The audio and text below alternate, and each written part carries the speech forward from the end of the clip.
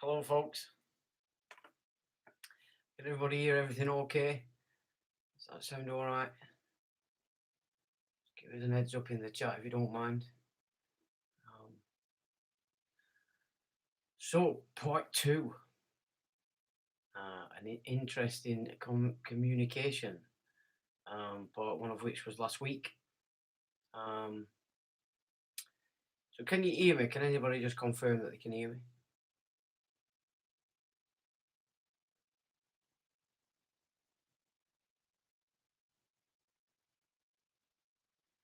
Excellent. Thank you, John. Just wait for a few to get in, I suppose. And before we start, Chris, I apologise. It was actually you that sent me that this document, so thank you very much. Got a bit mixed up there. Audio's good. That's good. Is the light okay? I can turn it up a touch. Oh, that's a bit exciting. Oh, what's it doing? Okay. Audio's good. Super. We're supposed to give people time to get in. There's something a mate of mine sent me from Canada, which could very well have some bearing on why Facebook's changed its name to Meta. So it's just an interesting.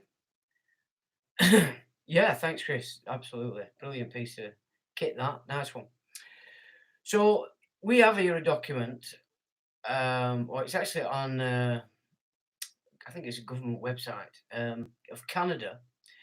And it's titled NATO Innovation Challenge, The Invisible Threat, Countering Cognitive Warfare. Now, that's quite startling. So they're going to counter cognitive warfare, i.e., anybody that's moving to undermine the current narrative being played out in the media. So I will presume this is going to be hitting everybody in order to basically completely censor anything that they would class as a cognitive function that may help somebody say, no thanks, I don't want that. No thanks, I'm not interested in that. You know what I'm saying? So it says the challenge, the Innovation for Defence Excellence and Security, IDEAS program, and Canadian Special Operations Forces Command, CANSOFCOM, on behalf of Canada, will be hosting the Fall 2021 NATO Innovation Challenge. The theme of this pitch style event is understanding and protecting the cognitive domain.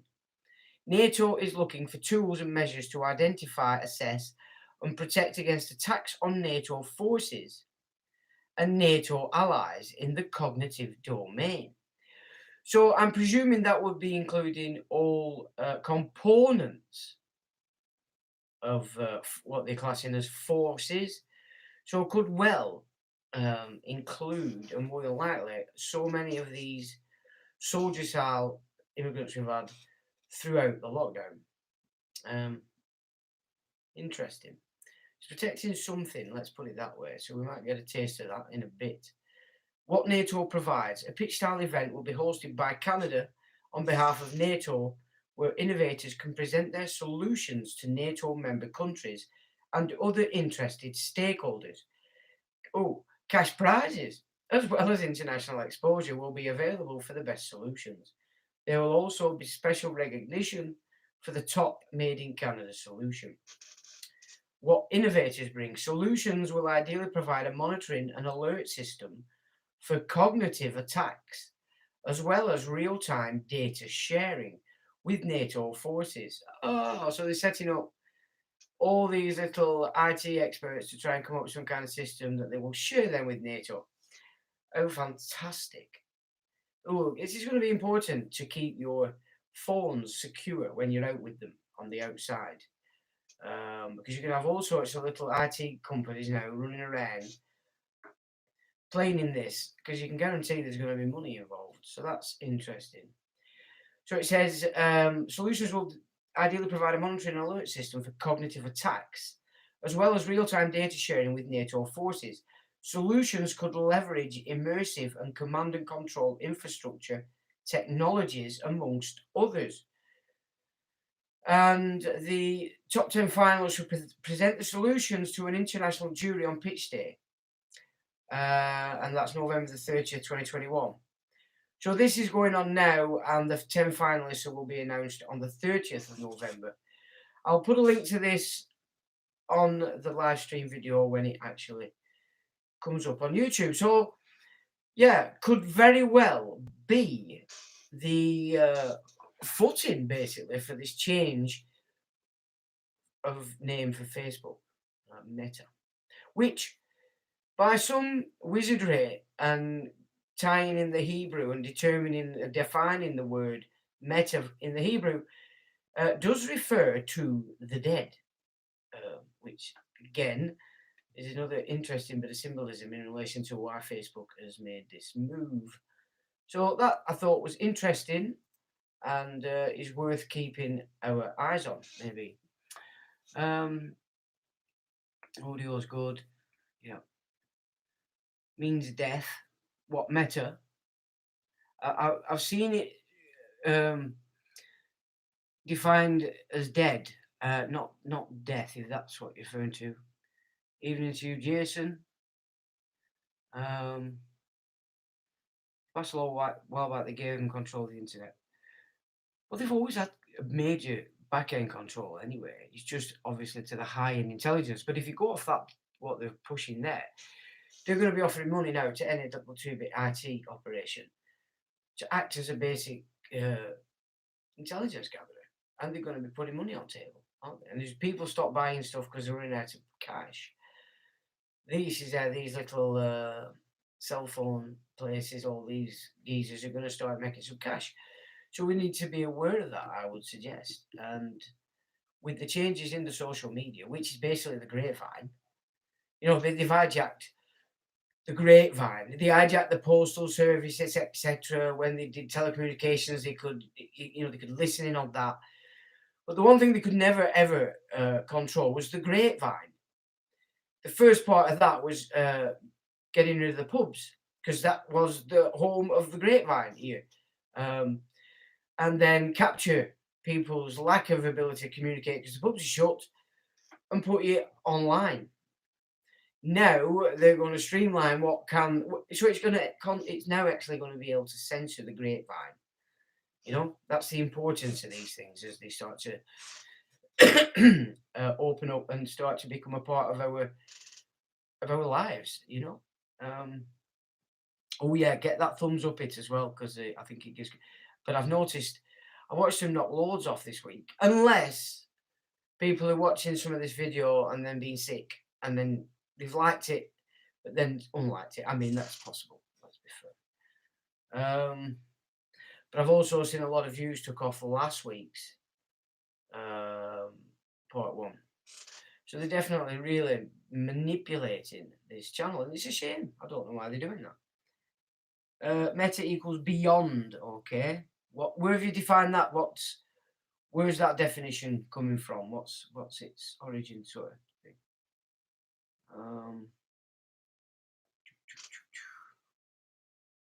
In the smartphone. Well,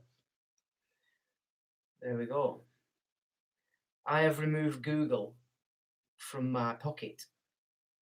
That's all I need to. It's all you need to do. Remove Google from your pocket. You don't have to remove it from your home with your computer, your PC, whatever. But when you're out and about, why do you need to have Google inside your pocket? And all that comes with it, the apps, you know what I'm saying? So I've got to be honest, it was a difficult shift at first because you're fumbling about with these things. You're back to old school, with the fast texting and all that. So at first I couldn't get rid of the, it wasn't actually premeditated text, or whatever they call it.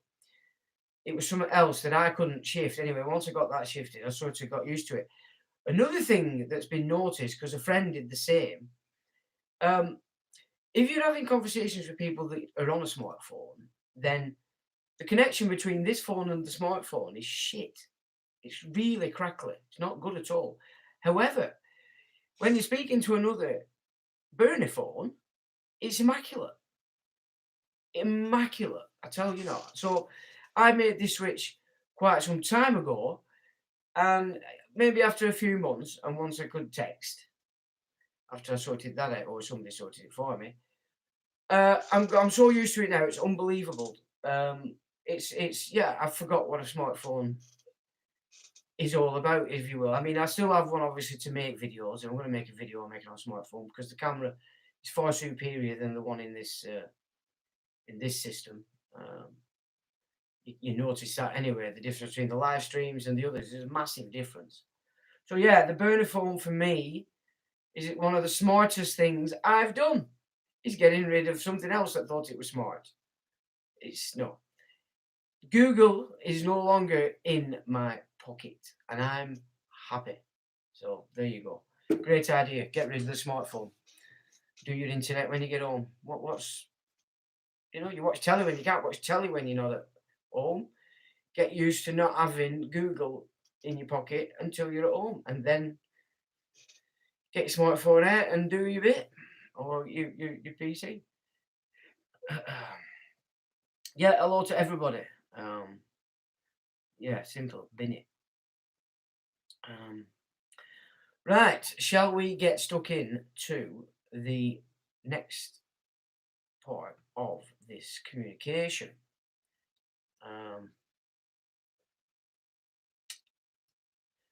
So we ended last time by basically saying knowing yourself and where you really are the two most important issues that you should be involved with. It is your task to find out.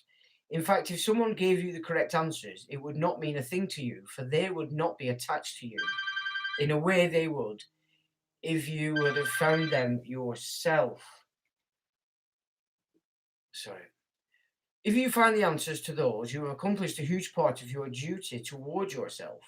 After that, your task will be living according to the divine law, which is revealed to you after that stage until your departure.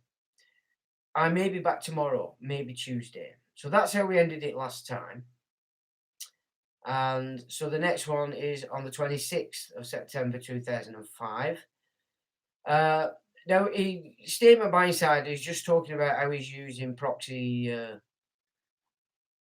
to communicate via email. So he's trying to hide himself, blah, blah, blah. So the questions begin. I'll just check this on before. Okay, so the question begins. Are you familiar with the black nobility? I have traced and linked all ancient royal families of Europe and the Middle East still present to this day. I know their names and their connections to power, wealth, and influence across the world. I can even identify the very person who is the potential Antichrist. He has all the correct makings. A wonderful, benign young man who has yet to realize his full potentiality as a world leader. The black nobility love this young man. And lastly, are you a small part of the black nobility? So she addresses the inside of that. Are you an insider for black nobility? He says, the dark nobility, so he understands the term black nobility because that's in the public domain. However, he chooses to shift the word when using to describe this nobility, and he says the dark nobility is a faction which operates on their own. Okay, they have different roots which have been described in texts written by my ancestors. Okay, so that's very important because he's positioning himself not as and above, perhaps, or perhaps he's not suggesting above. Let's wait. It is a much smaller group than most would claim because the core is different to the outer walls.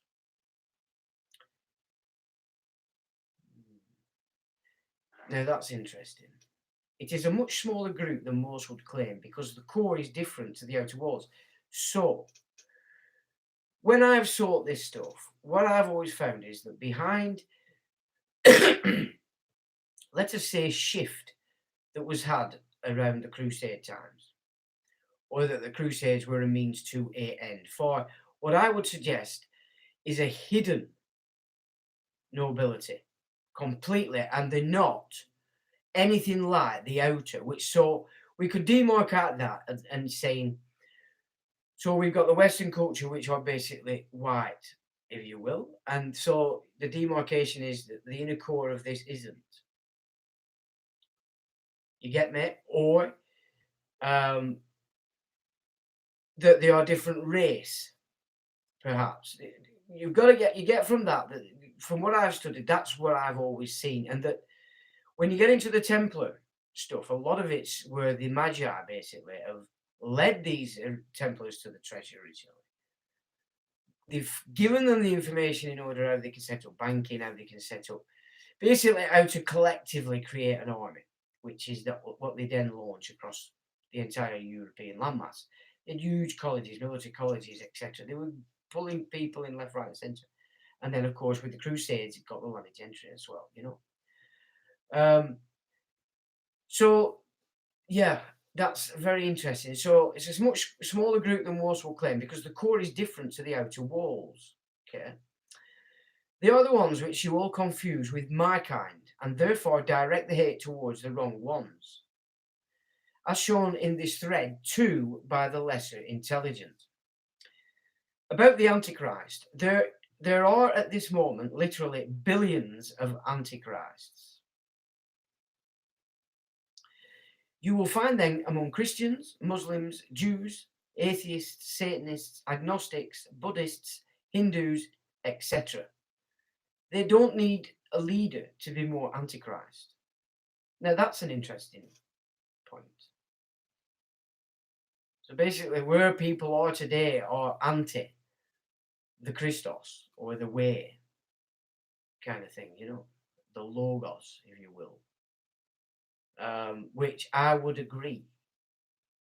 And if I've made any sense in some of these videos, I'm laying siege at the time Charlemagne, and from that, the shifts of the monastic system by the sort of like the incursion by the Carolingians, which were those of Charlemagne, onto forming the feudal system and then launching it on northern France and then on England in 1066. So what I'm trying to learn and see and find is, was the way that we were run previous to these sort of military incursions that they call the Dark Age, you know, from the Rome leaving Britain, etc. Was that not in fact a great time, and that Charlemagne, etc., was the path back to gaining full control over what was the old Roman Empire, which had collapsed? But because one thing we do know, and the reason why the Druids were annihilated was because they refused to go with the Roman version of what we know as the Gospels, which is interesting in and of itself. Okay. Anyway, let's not digress too far on that. So he says they don't need a leader to be more Antichrist. I have to make clear that the Christ has nothing to do with Jesus of Nazareth. The part was later fabricated, or that part was later fabricated. Yes.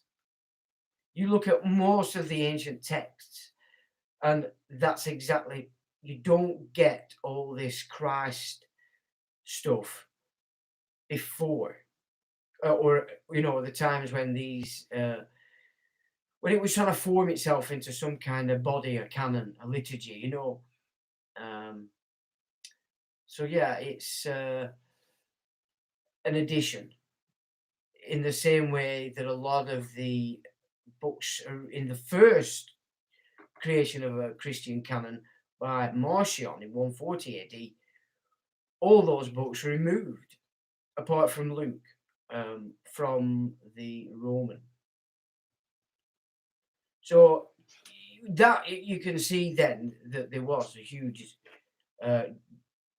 Jewish influence in the creation of the Roman Church, whether that was from the get-go, which it probably was. Also bearing in mind, we are wise not to trust the history, at least previous 1600s, because before then, any records that we have are all coming out of the monasteries, the monks, be they Dominican or whatever. But that's the body of the guts of our history previous to the 1600s, from which that time they started to actually create records and keep records. We're pretty much dependent on these monastic systems. And at 1600s, they've had 600 years to play with that history. So me personally, I believe, or not believe, but I'm sort of still, I haven't removed any ideas that what originally was created wasn't what we've known since the Crusades, So anyway, right. So the questions continue. Gnostic number 13. Do you subscribe to the view that our dualistic reality provides excellent opportunities for souls to develop unconditional love so they may transcend our dialectic universe rather than escaping from it? Well, that's where transcendentalism comes in as a doctrine, a science, if you will. It's hard to because you've so many words to learn. But if you study the Buddhist, if you study some of the Sanskrit, that's where the terms are pretty much coming from. So transcendentalism is a very important key as you might say, data input, because the concepts that it brings to mind are not necessarily brought to the mind of the West, or at least not in the same way. So I did find them extremely interesting. The transcendental key, as I would call it, into grasping what some of these Eastern philosophies are teaching, as it were. One of the most profound books I ever read, actually, and there were many, was a book on transcendentalism called Easy Death. Odd title, and you could see when people were looking at me what then was library, they come across that book and you could see a shock. But honestly, what an absolute amazing book that was. I mean, it was one of them I used to read every so often, just because as you expand that, read that again, you'll understand the difference. So that was a profound book, and that was Transcendentalism, and it was by a guy called Free John. And he lived in Trinidad and Tobago area, I think. But yeah, so yeah, I think in not studying transcendentalism, which means Buddhism and it means a lot of the Sanskrit, you are, in my opinion, missing quite a big chunk of the picture. Do you also believe that in the law of balance and karma, allowing a soul to be king in one lifetime and beggar in the next? If so, it doesn't really matter whether you're a member of the elite. It may be a unique experience on soul level, as unique as any role in society, as long as the soul progresses. Is the historian Lawrence Gardner a powerful member of the elite, as Art claims, or is he just an average guy with access to hidden information? Thanks for your communication, Insider. Hope this thread isn't a practical joke by some juvenile person. Trust you are for real. So he answers, it is the task of every soul to accomplish that while in his human shape. And that's about developing yourself. There is a part that can be called escaping, which will be followed by transcending. There we go. If failing, reincarnation. However, the word love is misunderstood. It is not meant to be the love in human terms, which humans are enslaved by. That is a corrupt version of the real one. The Greeks are interesting because I think it gives you 4 versions of love. And a mower is only one part of what used to be seen as what love is. So today, you hear that word and people just think a mower, and you get lost then, because that's what you see in love as. It's like, are they showing enough attention? Are they romantic? Are they giving me those smiles? It's like, shut up, what? So that's just insecurity, basically. And in losing the bigger perspective on what love was defined as when we were a bit more aware, or you know, is an interesting seek. So you might want to seek out the Greek definitions for love, because it is broken up into four. I think there's even, maybe it goes beyond that, but there's four main aspects that used to describe the term love. The divine law controls what is called karma, but it is much broader and harsher than people want to accept. Well, it is. That's the thing with a lot of people. They don't recognize when something their experience at that moment is the direct result of something they did then, here, at this point. They don't. Too busy looking for who did it. Do you get me? Rather than saying, well, what role did I play in that? Where did I bring that on myself, kind of thing. Example, someone who gets cancer and dies a slow and painful death deserves it. That person is being corrected. It is for his own good. Now, that's nothing new. This is mystery school data. And it's not easy when you're attached to this place. You don't want any pain, which this system has been doing nothing but massaging since the end of the Second World War. Yeah? To have your ass wiped. That's what it's done. Sounds harsh, but that's the way it works. Just because it comes across as negative in this realm does not mean it is a negative in the big picture. What you are talking about, reincarnation onto the opposite of your former life, there is no universal law which states that will definitely happen. Reincarnation is a fact, though. But if you achieve your task, there is no reincarnation, no need to experience all levels of life on Earth, for they are mainly pointless to experience. Well, that's a profound thing. I can't go with that as pointless, to be fair. There's got to be a point to everything. And even if it is this, a cleansing filter, I can accept that, but then it's not pointless, is it? Because all the experiences, if what he's saying is correct, are edging you towards that thought process. So, it is powerful stuff, this, but it could also be two-sided, which we'll probably get into later. But we have to discern that for ourselves, You don't copy this kind of stuff and take it on verbatim. But if you read it and then have a response yourself, you're actually absorbing it and you're communicating with it and you're debating with it in yourself. And sometimes you can come up completely different. Fruit bats will come up with whatever. Tell his Ted or the MP, on the Meta Facebook. Anyway.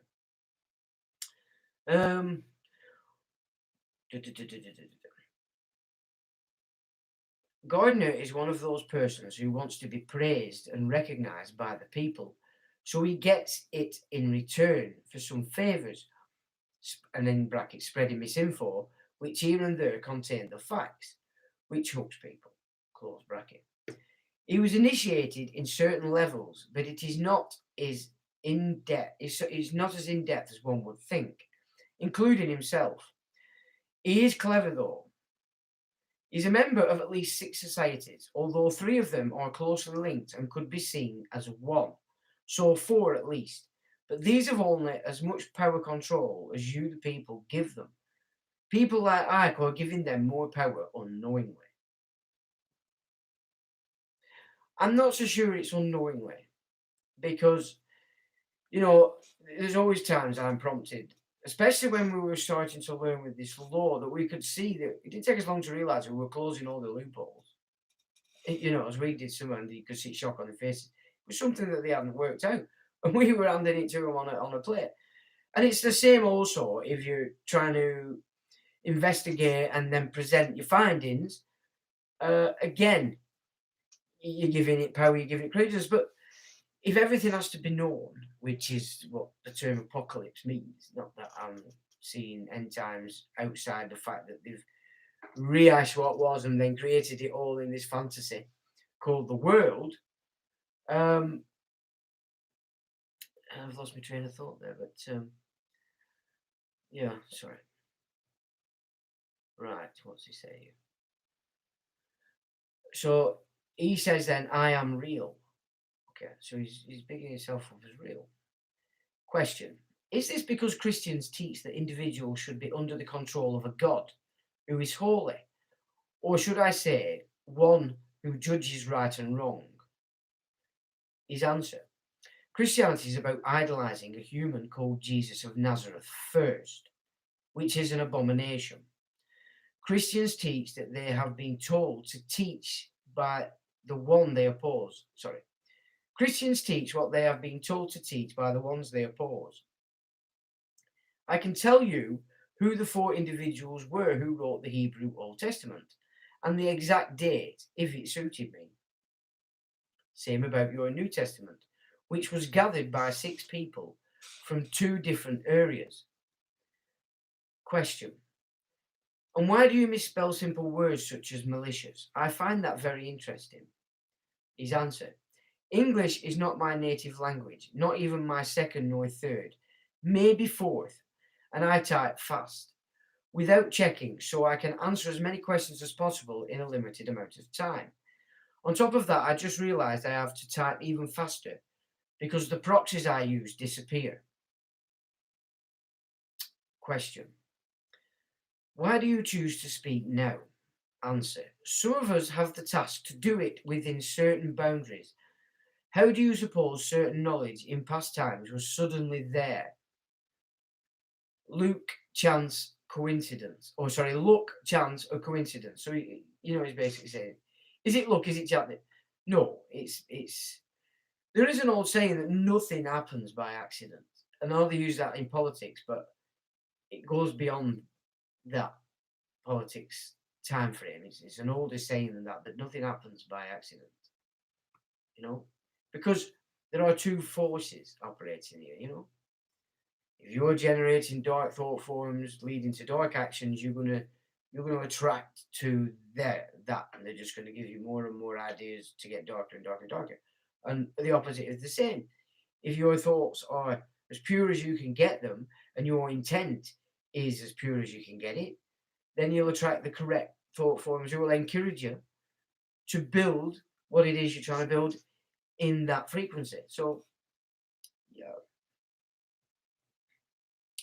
Questions: what is the divine law you talk about?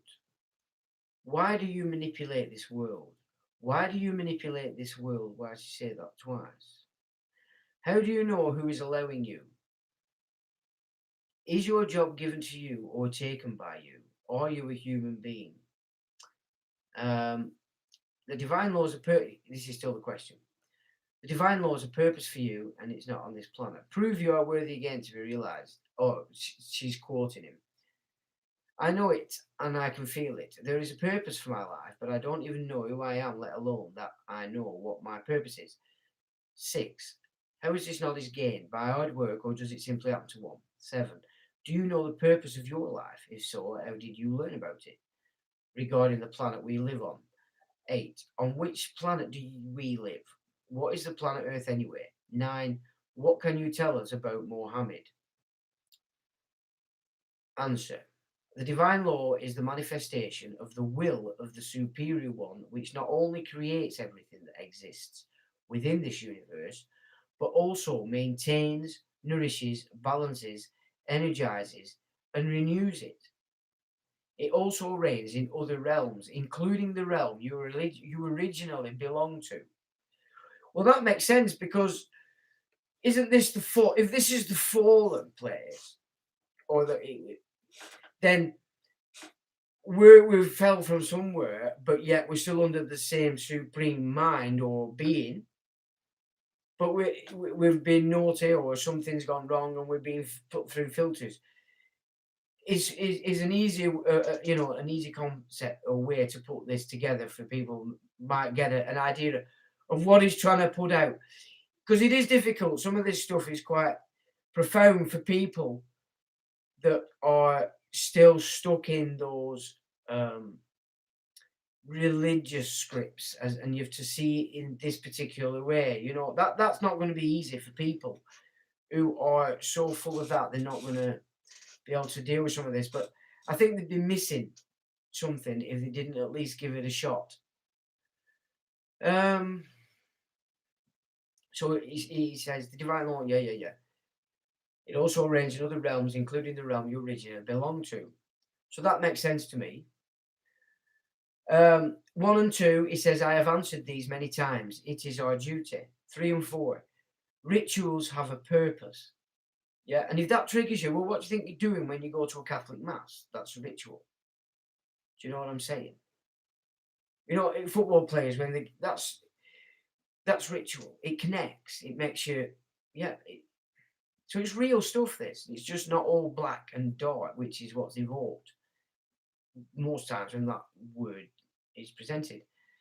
If you were doing something which was not allowed, or doing a task which was not given to you, you will suffer during these rituals. Yeah. In your daily life, you will notice it too.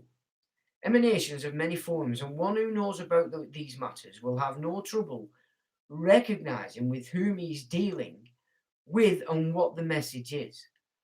Well, again, I agree. You can tell yourself what kind of energy you're dealing with if you're um, picking up anything from the unseen. You know, people say, "Well, I didn't know." We always know what we're up to, what we're doing. It might be a little spark, but he's right. You've got to be focused to whatever it is you're doing in your life, because if you're blind to a lot of it, you're not going to get the best outcome. Let's put it that way. It says to the answer 5. I am like you, present in this human shape. 6. This has been answered by me in previous posts. In short, you have the duty to gain it. Temperance will lead you to the rightful place from where it all starts. I'll go with that. Before this, you must know yourself and what this place is, where most people go wrong, which is correct. If what he's saying is that, and it does concur with original church doctrine, that this place is not something you're supposed to be securing release, the cave door opening when you pass, so you're not coming back. But like he said earlier, that there's truths in the religions, but they're drowning in perversions. So if you're not giving it due current attention and you're just speed reading this kind of stuff, you're not going to comprehend it any other way than what the groups push out, because that's the only way they understand it. Not necessarily the people at the top, they know what they're doing. He says, before this, you must know yourself and what this place is, where most people go wrong, in brackets. Otherwise, your thoughts will be filled with error, which will lead to erroneous ways. The answer to 7 is yes, which is, do you know the purpose in life, and if so, how did you learn about it? So it's just yes. These matters are not passed on to you in detail by someone. That actually will lead to the opposite of what needs to be achieved, hence my way of answering. Understand this. You can be guided up to a certain point, and then it's up to you. Very true. Looking at the way you summons his name, I assume you are a Muslim. It is a sin to worship, idolize, praise humans who were part of this planet in any way, shape, or form, including when talking, writing about them. You by adding those letters in brackets have just done that, elevating his name up to that of a higher being. A human is corrupt while on this planet, each and every single one of them. A death does not change the personality one had and leave behind here. Do not feed it. Praise and prayers may only be offered to perfect beings. So let's just have another look about what he said earlier about Jesus. that the Christ stuff was shoved on him, a fabrication after. Um, some of the old ways, they would, if a village did sin or whatever, it would use a goat to thrust all the sins of the village onto it and then slaughter it. Yeah. So in the earlier videos, we've looked at the potential that what they've done to Jesus is sort of necromancy. Yeah. They've brought him back from the dead and created a cult around that. And again, I would say the demarcation is the Crusade times, and I'm not sure that's how it originally was.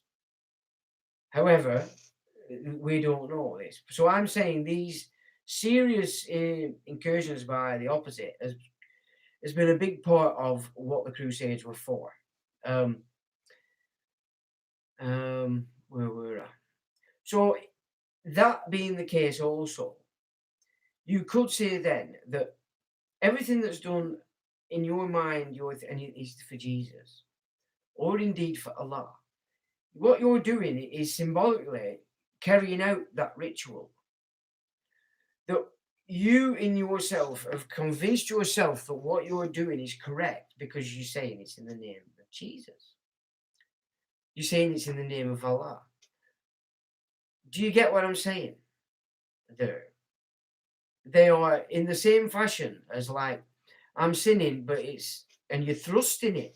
So, on one hand, you think you're worshipping these people because you think you're amazing, but on the other hand, you're thrusting your own sin upon those entities. Are you not? Just a thought. I'll finish these answers now. I'll have a look at what you guys are saying. Muhammad was like Jesus, Moses, Abraham, Buddha, a human who was led to believe he was a knower, or like mentioned earlier, master of the game. It's very easy to make humans believe they are enlightened and know the truth, and then thinking it is their task to wake up others. He was used, and his legacy is still being used to divide people, just like the other religions, ideologies, and philosophies.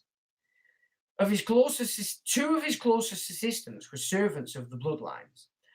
One of his wives was two, so that's three, were bloodline servants. Sorry, let me just get that again. Two of his closest assistants were servants of the bloodlines. One of his wives was two. Then he brackets. Bloodline servants were also assistants of Jesus, Buddha, Moses. Name them all. After his death, it was made sure by these three that his followers would be divided, which was the main thing Muhammad was told to be against. So Muslims who believe in separate streams of Islam are actually rebelling against their own prophet, and that would be pretty much all Muslims. The Quran has a core of truth, but it is floating in a sea of perversions, together with the other holy books, so that's your Hadith and your Surah. It is written by four individuals from three countries, one being Western and two Middle Eastern, so that's the Quran. Now, again, that works in with the reason why the Sunnis have been easily pulled in by the priesthood that's run in Israel to act as their broom, especially when it comes to attacking Iran, because Iran is Shia, and Shia do not accept those three bloodline insiders. That's the difference between the Shia and the Sunni. So if this guy, if what he's saying is correct, he's telling you that those three were insiders, and the Shia then, their original Islam is based entirely in that concept that they don't accept the testimonies of those three because of the divisions that came after and the slaughter. So that has to be taken on board because it is backed up with a lot of fact and reality in relation to this division between the Sunnis and the Shia. In the question, we'll go and see what you guys are saying. Get rid of the smartphone. We've said that.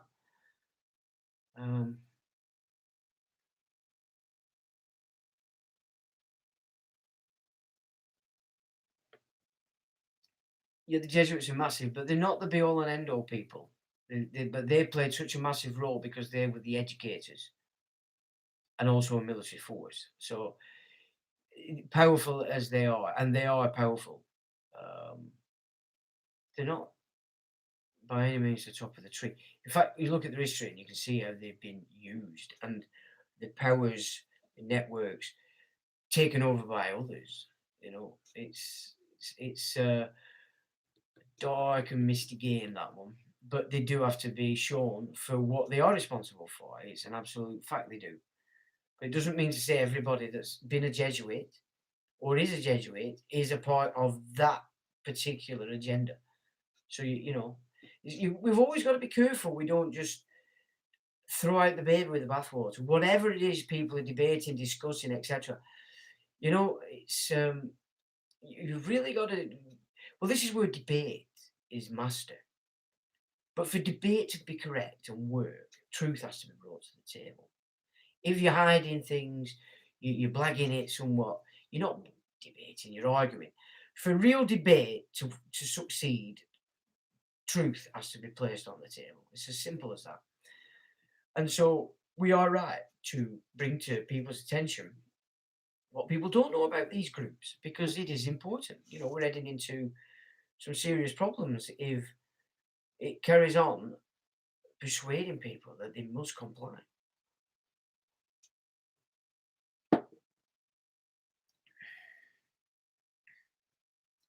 I don't know what's happened to Daddy Dragonaut. I was subscribed to his channel, but I don't get any notifications, and I've not seen him for quite a while. Right, so let's have a look now. The next question. Insider 13, because he's named himself on this proxy 13. Are you Antichrist? He says, Jesus of Nazareth is not the Christ, nor is he anything I have said Antichrist. The one who claims the opposite are. Yeah. I mean, school, I couldn't sing the hymns because they were just so in contradiction to the essence of what I knew about the Gospels back then, which probably wasn't a lot. Although I probably had watched big feature films, so I probably knew from them. But I could never sing those hymns because they weren't hymns in my opinion. Anyway, next question. So, is the family where the children are naturally born with this ability, visualization, part of the bloodline?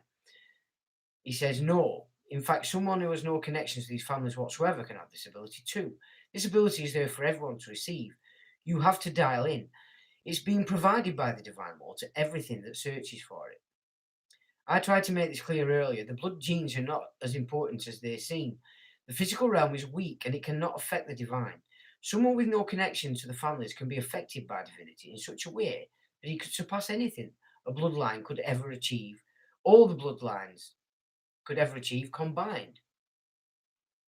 Certain individuals get born into the bloodlines to be able to reign over the people under certain circumstances.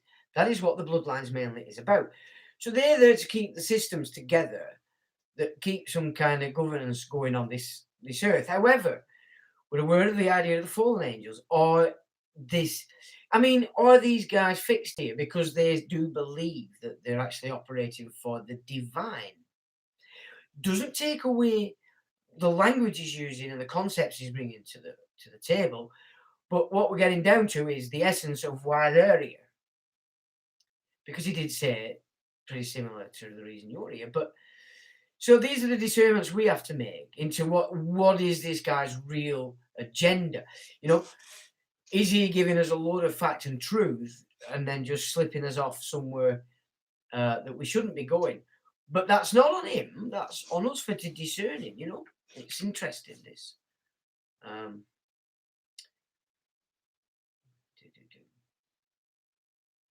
Question.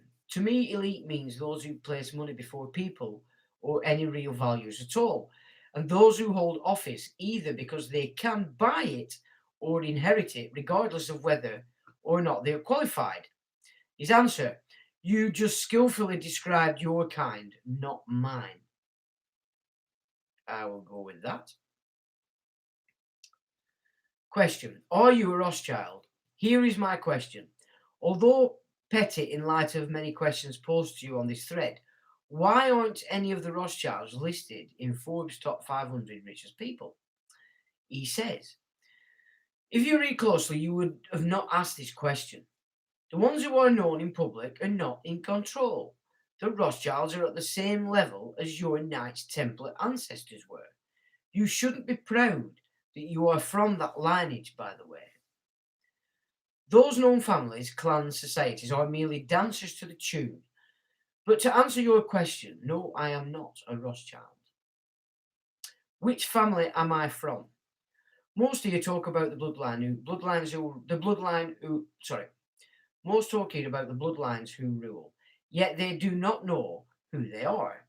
They wrongly assume they are the Bushes, the Clintons, the Rothschilds, etc., because some theorists researched it and some insiders told them by providing evidence.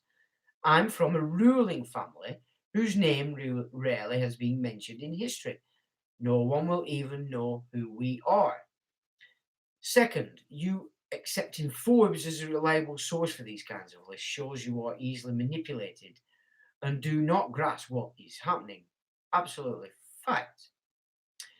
Question: worthy, an interesting word. Are you expecting those of us who know about the world of polarity and try our best not to play the polarity game to believe that we need to be worthy? In whose eyes? It can only be our own.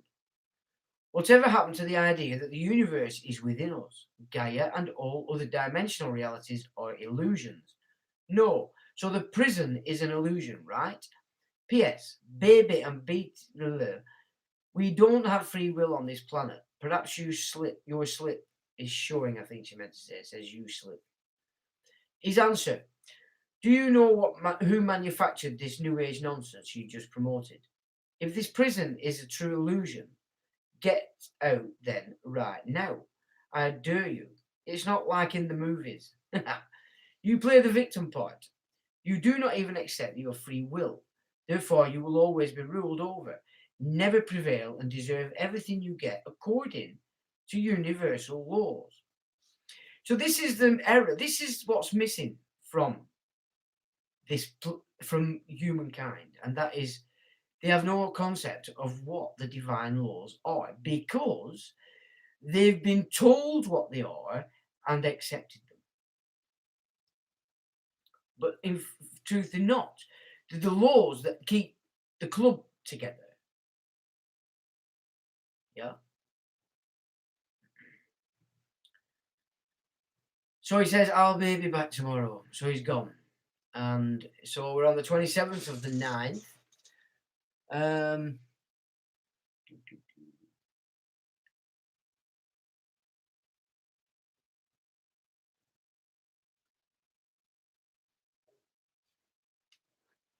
He's on Rumble. Oh, so he's not on YouTube anymore. Is he not?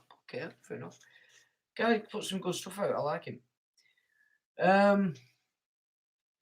So this is the next day. It says, before I start, and this is the insider, I have to say I cannot see all posts. Some are blank, so I may miss questions. So if so, ask again.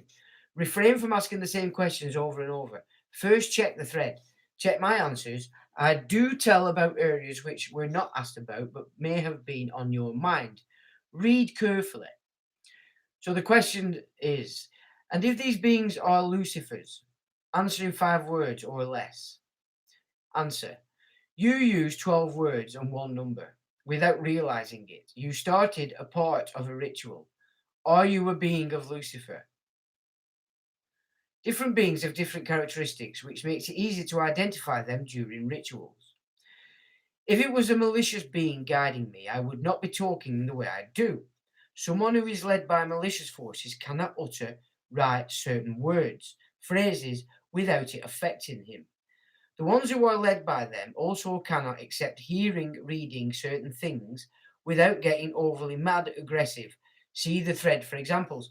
This is why they used to look at people that not lisp. What's that? What's that mean? I forgot. That they used to say that was a big sign. The ones who are led by them, or by them, also cannot accept hearing, reading certain things without getting overly mad and aggressive. See the thread, for examples. This is where malicious beings are present.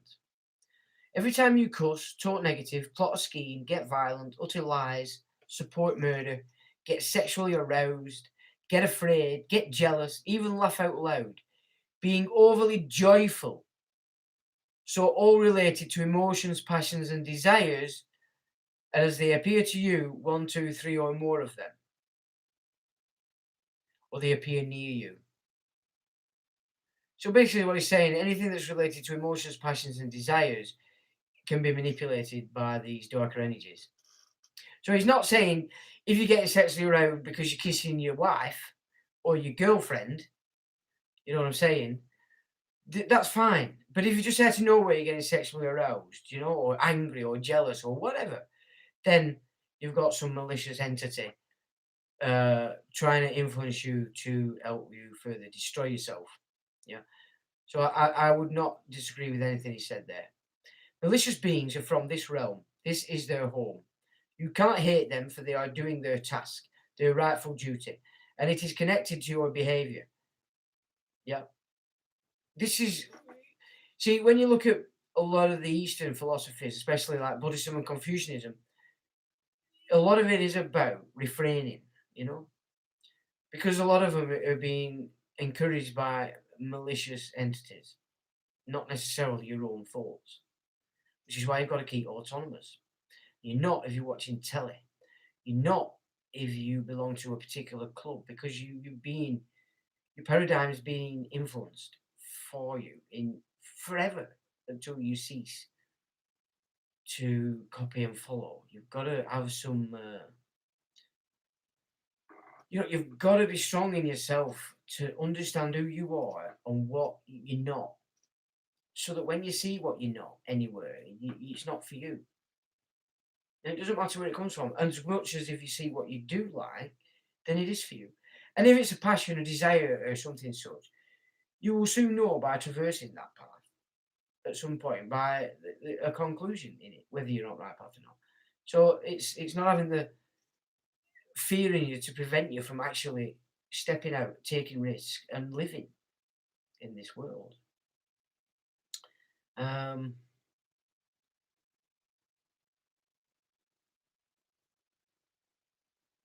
So it says, you cannot hate them, for they are doing their tasks, their rightful duty, and it is connected to your behavior.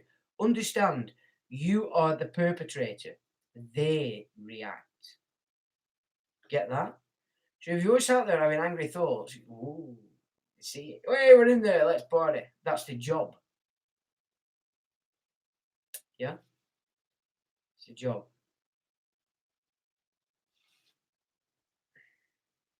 It doesn't mean that other mechanics can't be being played against people, etc. However, when you go with this kind of theology, what it's basically saying is, no matter what is going on in your life, you either hold it as a karmic debt, which is a lot of times, when you really don't understand what's going on, because it's just out of nothing and it's not correct. Sometimes you can look in at karmic, and again, you're then being tested as to how you react in that situation. So if you have no concept of the idea of karma, etc., you're just going to see the victim. You're going to be looking for who to blame all the time. But you've really got to recognize in yourself, what am I doing that's bringing that into my manifestation? Yeah. And it's when you attack this world that way, by trying to cleanse yourself of your own nonsense, your own blags upon yourself. That's when you're living life. Yeah. You're not just suffering God. So he says they never instigate, you do. Yeah. If you do hate them, you are missing an important part of the reality. Respect them up to a certain point. This will also show you are conscious about them and that they will be recognized. And that will be recognized. Okay? I think I see a lot more of that recognition going on in people. You see a lot of people talking to themselves these days, So you are actually, by doing that, recognizing that you have spirits around you. So when you can see the mechanic in relation to you getting bad thoughts, and you can think back, well, what bad thoughts did I bring that about with? Yeah, then you're actually starting to grow. Yeah.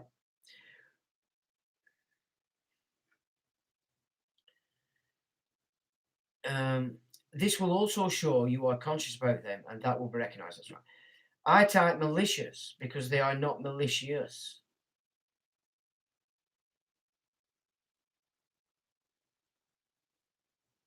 They only appear to you in your manufactured perception to be so. People are perpetrators who play the victim part. Question: how does real consciousness interface with this prison? Um,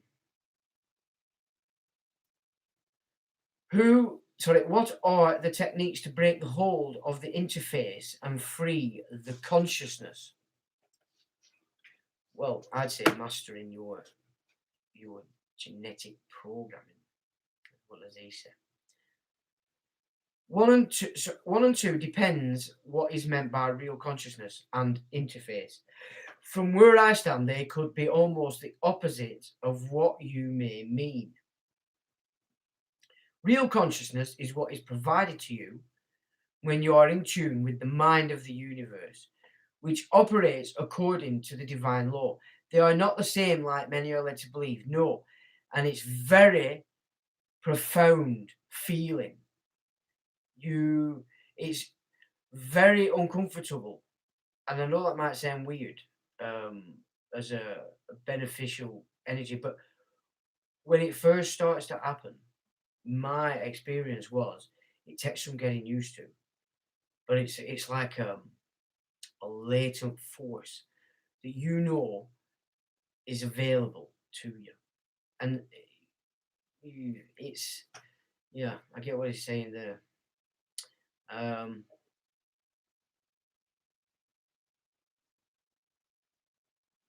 this mind penetrates everything; it rules over everything. So if you would connect with it, you may experience its unlimited power. No prison can confine this power, hence there will be an escape. You will be guided up to a certain point, yet most work is done by you. That is correct. But that is just the beginning. Much work lies ahead concerning yourself. Absolutely. Because I'm talking about experiences I were having, you're looking 20 years ago, for a period of maybe 13 or 14 years. And then I jumped off. But I've experienced that kind of energy and frequency.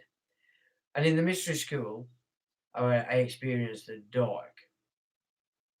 Yeah, because that was knocking on my door all day, every day. Because inside me, I had that darkness, very militaristic. Answer to everything would be kill it, shoot it. You know what I'm saying? That was the kind of mindset that I had become growing up. And that's why the mystery school, the potency of that dark side was immense because I had it within me. So yeah, so I know the difference between the two, and it doesn't matter if people believe it or not. That's for me my personal journey. So I do know the difference. So I know what he's saying here, and that's discernment. But that is to be gained, hasn't it? You would have to experience such in order, some kind of a mystery school experience, in order to transmute that, as it were. But you're probably not transmuting, you're just recognizing that that's not the side of this existence you want to be channeling or operating with at all. Um, but that is just the beginning. Much work lies ahead concerning yourself. Yeah, I know what you're saying there. I have explained this a few times, as far as I'm allowed, to how to connect, at least how to start with it. It is truly up to you. I would hesitantly add that studying ancient texts will help, although a lot is filled with perversions and wrong translations intentionally. Yep. but this is only after a certain level of awakening. You will recognize, remember the small parts which are true. I will go with that. As I said, I can read something and all of a sudden it triggers all sorts of concepts and things that I had way back. It's like you access it's like a, well, they call it Akashic Records, don't they? So maybe you have your own file that you create, and every now and again you can access that, but it must be a subconscious tripping. If you see something or you read something or you hear something, and all of a sudden, so I do understand exactly what he's saying there. You know, it's where are we? If you are not on that level, you will take parts of the perversions and wrong translations as the truth. As a few show it here, especially on the religious stream, and you will fail. Question. Care to tell us which it is? You some sort of good guy who gives up tools, or do you rule over us? Did you change your mind or what? Answer.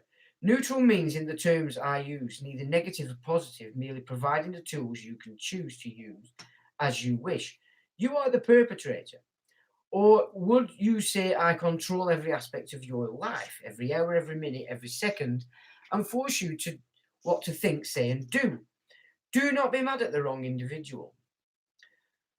So, I mean, you look at these people, what he's telling me is that it's the position he holds in this existence, his capacity to see how the game works is so vast that it is separate from what you would call the people or humanity, because you can see the mechanic. Do you know what does that make sense to you? And the more you can see the mechanic of the matrix, the less you're inclined to get involved with it, or at least not on its terms. Do you know what I'm saying? So the more you remove yourself out, the more you can see. You're in it, but not of it, as it were, and you're still here. You don't have to have some uh, yogi experience on a mountain. Do you know what I'm saying? Anyway. Question. It is necessary to know why we are here to escape or just to work out where we are. Are the answers to be found inside or by joining societies or by appealing to divine intervention or all three or none? You have answered no other of my questions. I hope I have not offended. He says, it is necessary to have a view of the whole spectrum. When it is partial, it will be like looking through the window while it is partially covered with a curtain. You do not know what is behind that covered part, therefore cannot act accordingly. What covers the whole spectrum? Understand this place, what and where it is. Know what you are, how you came here, why you came here, how to return. Prepare yourself for the answers, cleanse yourself, reach out for the mind, speak, within, without, that you are ready. Live strictly according to the answers. So I've said this before about opening communication with your ancestors, your guardian spirits, your kindred spirits even, It's important. And I suppose, and when you start to do that, that's when some people can start thinking you're a bit crazy. But it doesn't mean to say if you're having these experiences and opening these communications with your higher being, your higher self, you have to tell everybody. You only tell everybody if you want to be a fortune teller. Yeah. Though there are much higher players in this game that do a lot of good. But what I'm saying is, in general terms, if that side of this life is opening itself up to you, you don't necessarily then have to go and tell everybody about it. It's personal between you and the divine realms. In the same way, if you make the decision to mix with the darker realms, again, it's your decision, and they're there. They're there, and they'll put you on a path to whatever it is you want. But you don't understood something about what that deal is. You probably will do before you pass, but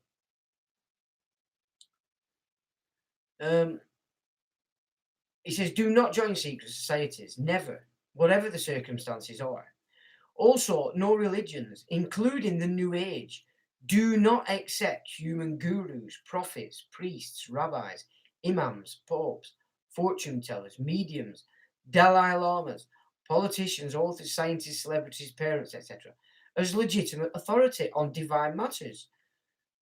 And on other matters, it's your choice to accept or decline. Yeah. So everybody's full of opinions. Lots of people are full of fact. But you're not supposed to put somebody else's version of what is above your own, you know? You can still mix with people doing that.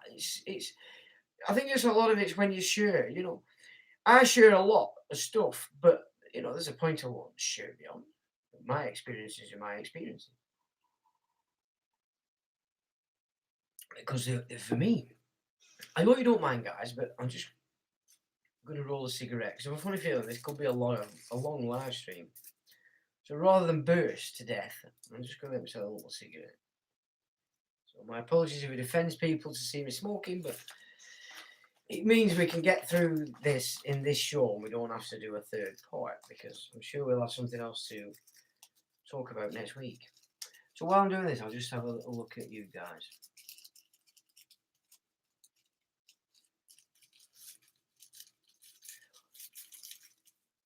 Oh, it's on Rumble, okay. Alright, so we're not getting many comments. That's good. It means you might be paying attention or you've gone pub. Have you all gone pub? You buggered off and left me. Oh no. Right, so again, my apologies if this offends, but it just means I don't have to start rushing if I need some nicotine.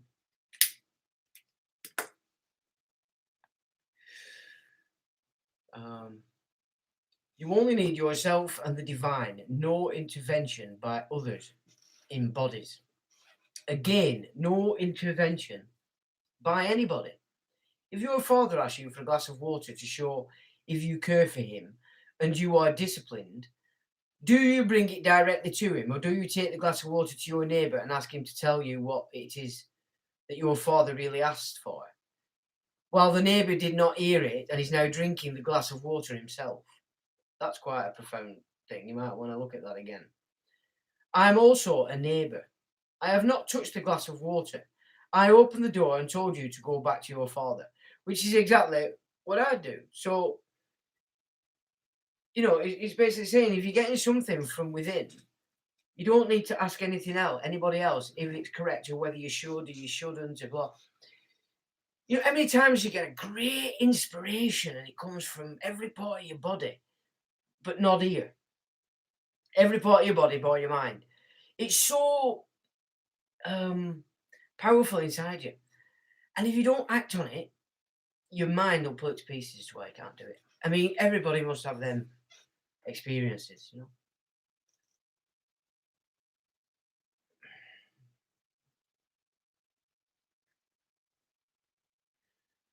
So he says, no one has offended me. People offend themselves. I would be offended if what I say was against the one. And if it is, I shall pay. I answer the questions from where I left and type as much as time allows me. Sometimes I skip questions because it has been answered. Other times the question is irrelevant. And now also because I can't see all the posts. So the next question. What are your comments on Nazara, Planet X, Pole Shift, First Contact, Second Coming? Or who or what is behind these fairy tales and why? Nazara, counterproductive to you personally in the long run. Planet X does not exist anymore, like so many planets, moons, stars, galaxies. Their demise, however, always brings forth something, which means they never stop being part of the whole, playing their part. Pole shift. If it happened, it happened 2 times to my knowledge, in the second and third era. If necessary, it will be done again. Second coming. You returning back to where you belong after you've succeeded, which means the second coming cannot take place on earth, for you do not belong here. People who are waiting for a saviour on earth to do all the work for them are failing. I have noticed some Christians have gotten angry and are attacking me on a personal level by damning me. It is their choice. I talked more about Christianity than other religions because the questions gave room for that. I would say I have said similar things about the other religions and ideologies when asked about them. Question. What interests me is this: if someone takes the time and trouble to follow up with leads and clues left in numerous books and legends and sorts out the wheat from the chaff, what then? If that person puts into practice what they have learned, do they come closer to the truth that the bloodlines evidently have access to? His answer, yes. Again, the bloodline is only important for ruling over people. It is not about having a special power that makes one more aware, although the knowledge is being passed on, so therefore it appears like that. Which is why I said, I would think what these guys get passed on is the keys. So is this a negative control grid? Or what? Discernment. Is he giving us loads of truth to big up the negatives right to rule? Or is that how it is? And every time things move off that, then the world gets into a much darker place, He says, but this knowledge is not hidden. The truth cannot be hidden. It wants to be known by you, inviting your every moment in life. It's inviting you every moment in life. That is the reason why, through the ruling powers, is being provided to you, accompanied with perversions, corrupt additions to confuse and make you accept the latter. There is not one written book which contains the truth, and nothing but the truth. Pick it out and live according to it. Incorporate it into every aspect of your life. That is the hardest part for people, for you have to float above the physical material world while being in the body that dictates the opposite. Yeah, exactly. It's all defense now, because it looks like we're all under threat. The person's under threat that you have an interest in. Everything else is on your inability to grasp that you are not that person by definition of fact. But they just know that you don't know that, or more importantly, that you can't communicate it and keep it going, because they're playing trickery against you.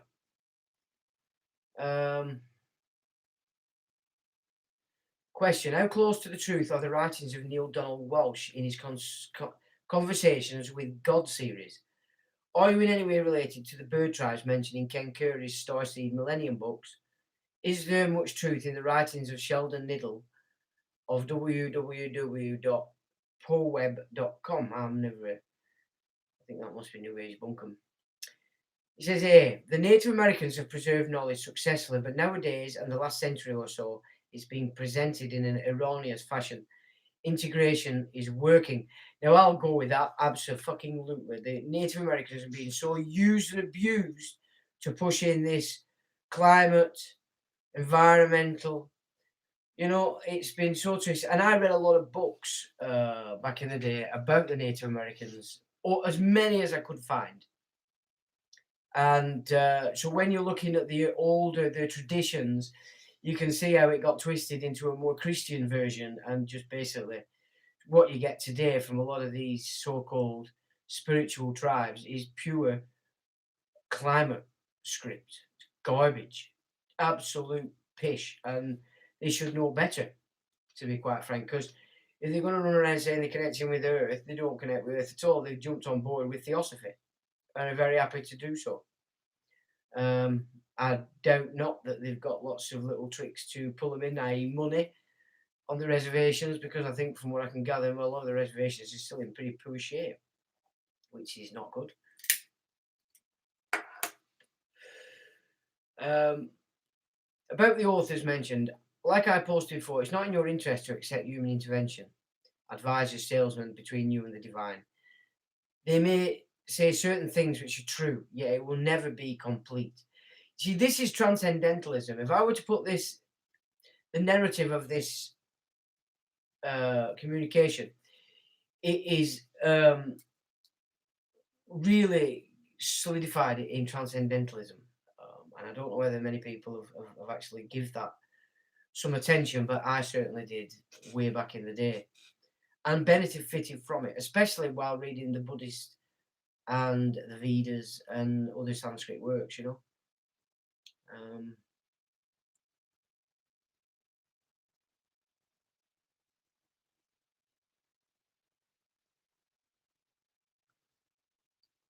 No one, there's this question. No one on this earth has the power to free any of us. No one outside this earth sees a reason to free any of us. The divine source itself, if there is such a thing, is waiting for us to free our own selves individually. There will be no mass ascension, no mass enlightenment, and we the people have all been duped by we the people into prolonging our sentence here. We can stay here in this place for eternity if that is our choice, and we have created a belief system that allows us to do so. So that's a question. His answer: I would leave out the sentences, no one outside this earth sees a reason to free any of us, and if there is such a thing. And I would agree with that, because there is, and that's all they're trying to do. That's all they're trying to do.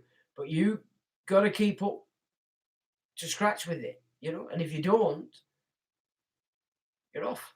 It's as simple as that. And they'll cleanse you again, or you will cleanse yourself again, or purify yourself, if you want to choose the Christian terms, and away you go again.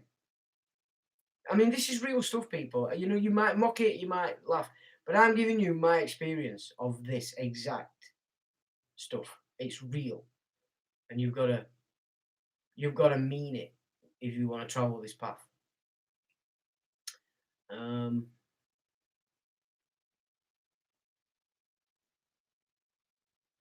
Says we can stay here in this place for eternity if that's our choice, and we have created a belief system that allows us to do so. Answer: oh, I would leave out about the first sentence. There was a time when there were beings who had the power to do it, but that was not their task. And the divine source is there is no waiting, wanting, etc. So it just is, which is a major concept of transcendentalism. The is instead of the it. You are on the way. So he's acknowledging that this whoever answered that question has answered quite a profound question. And he says, you're on the way. The other post showed that too, but living it is important part of the task. Exactly. You know, it's, I can't do that, I've got to do this, I can't do that, I've got to do this, I've got to watch that, yeah. You're out the game completely, which is why people think you're broken. You're following another trail.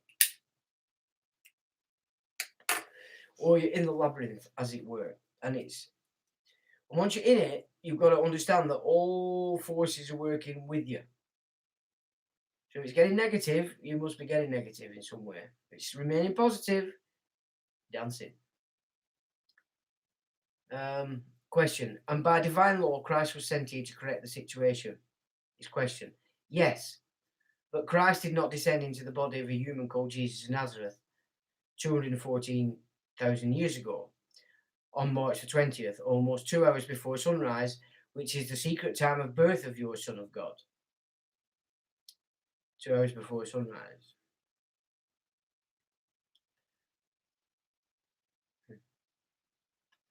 I'm not going to get into that one.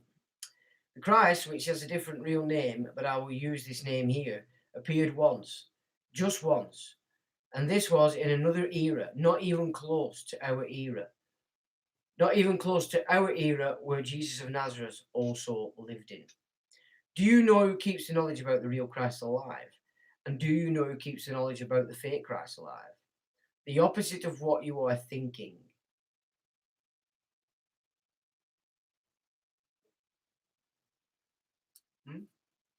The opposite. It doesn't mean Satanism. That's not what he's saying here. Yeah, that's a trap that many of the theosophists and black magicians fall down.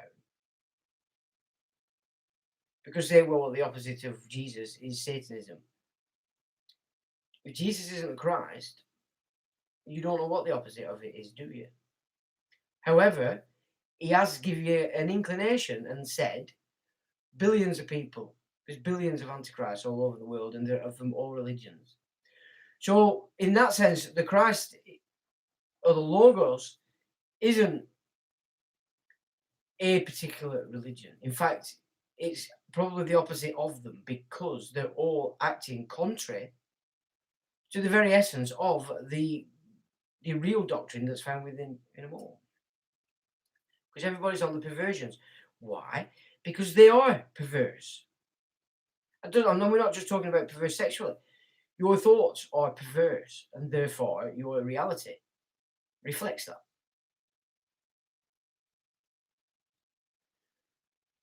Why do the elitists worship Lucifer, the liar and deceiver? That's the question. The answer: billions of people on this planet are serving their own corrupt material, physical, mental, emotional desires. Are they all elitist? I mean, the drive for the Masonics is power. So when they're talking about Luciferianism, their tie to that is that they seek the power. It's a desire, isn't it?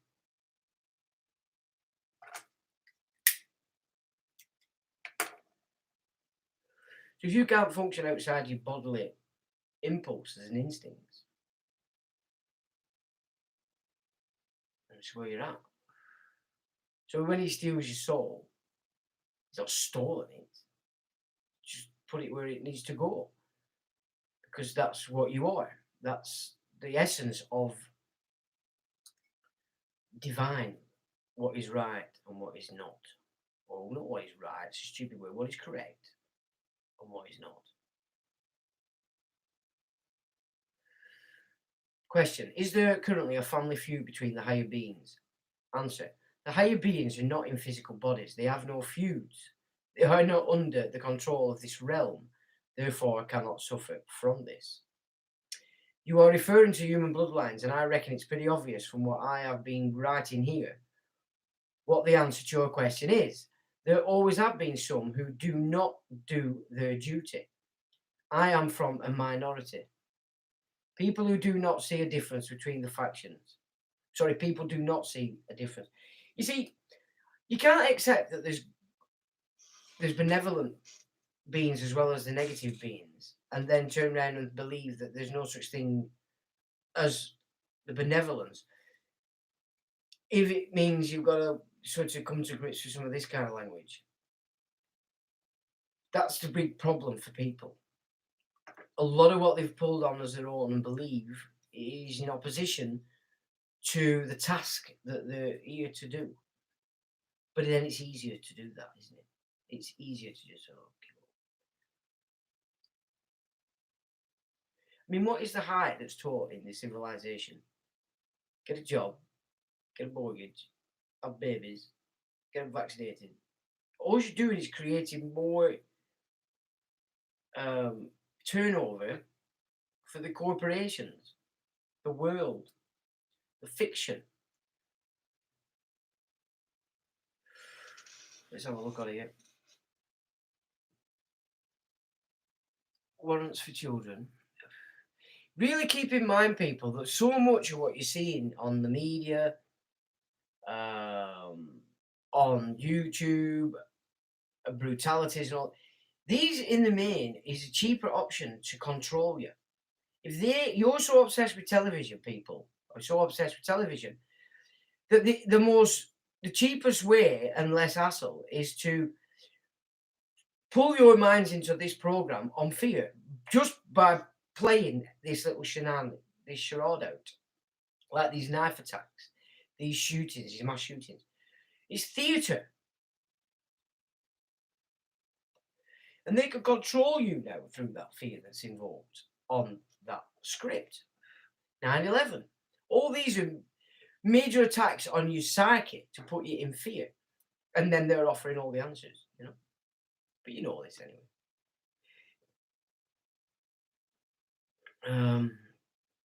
Question: Red Chinese get HARP. Retaliation for Rita. Super Typhoon, eye for an eye. What about this?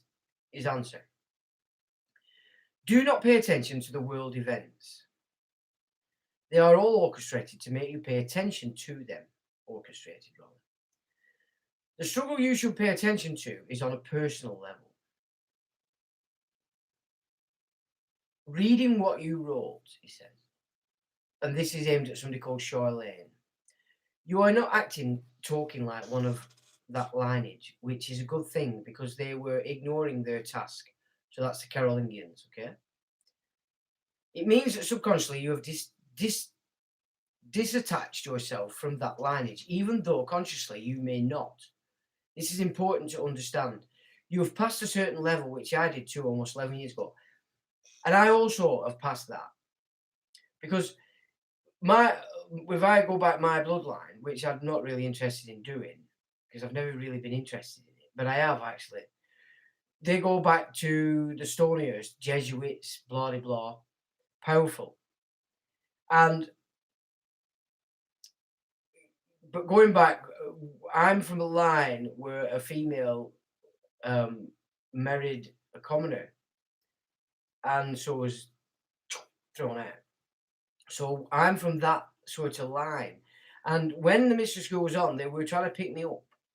That's why I had that going on because so I know that I bypassed the genetic association to the bloodlines that I have within. And that was at the leaving of the mystery school. So I wasn't obsessed with the bloodlines, so I didn't go the other way. Because that's the biggest pull they have on you with wealth, because that's all part of it, you know? Oh, look at you, you're from an elite bloodline. Oh, look, we're all part of that. Do you want to join us? And that's the pull. I never entertained it throughout the mystery school, not even for a minute. So that is an absolute fact. So if you can bypass that obsession with your bloodline,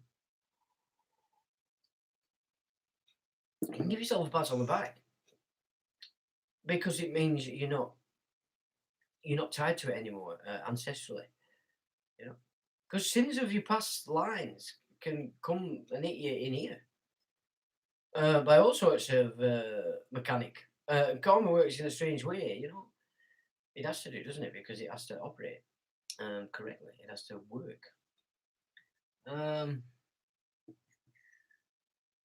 Warrants for children. What's that all about then?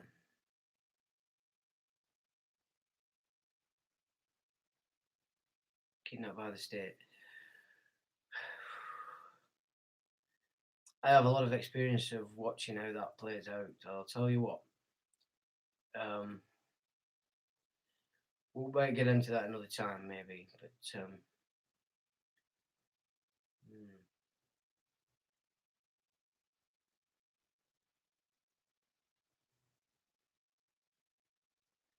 well, you need to find out why they've taken your son. There'll be a reason. They have to have reason. They can make it up. But once you contract, you've contracted with them somewhere, maybe, or somebody's being very naughty. Anyway. Okay, so Lady Lusitini, can we not just take over this chat with your problem? Well, if you've got a problem, that's fine, but this isn't necessarily the place to deal with that. Okay. I don't want to block you, so if you can just please chill out.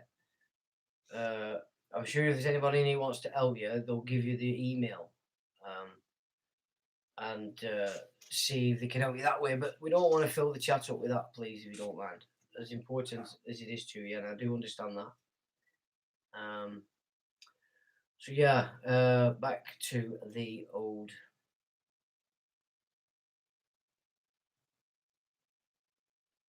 He carries on to about it. You're excelling in certain areas. You excelling in certain areas is not just genes. They have a bit of a different purpose.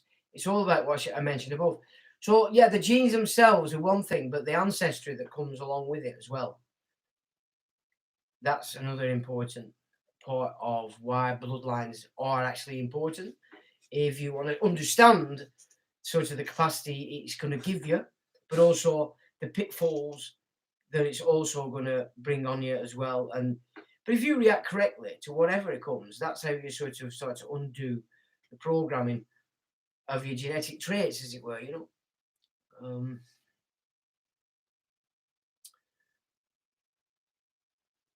It says, before accepting a certain knowledge, you have to investigate where it comes from. Do you know where the knowledge that you are typed out comes from, when it was released, how it became, and by whose hands? More importantly, who controlled those hands documented it? I'm saying this with the best of intentions. If you knew it, you would not have posted it in that fashion. So he's talking to somebody who must have posted something to it. Investigate the roots of what you said and see for yourself. It's your own good. Knowledge does not appear out of nothing. It's passed on, always. There are no exceptions. Question. And you're part of an elite family that we despise, yet no one has ever heard of you. Why would we despise someone that we don't know of? Why do we despise you? Do we even know that we despise your family? Or is it because of what you know about what we consume on a daily basis that we would despise you if we knew what it was?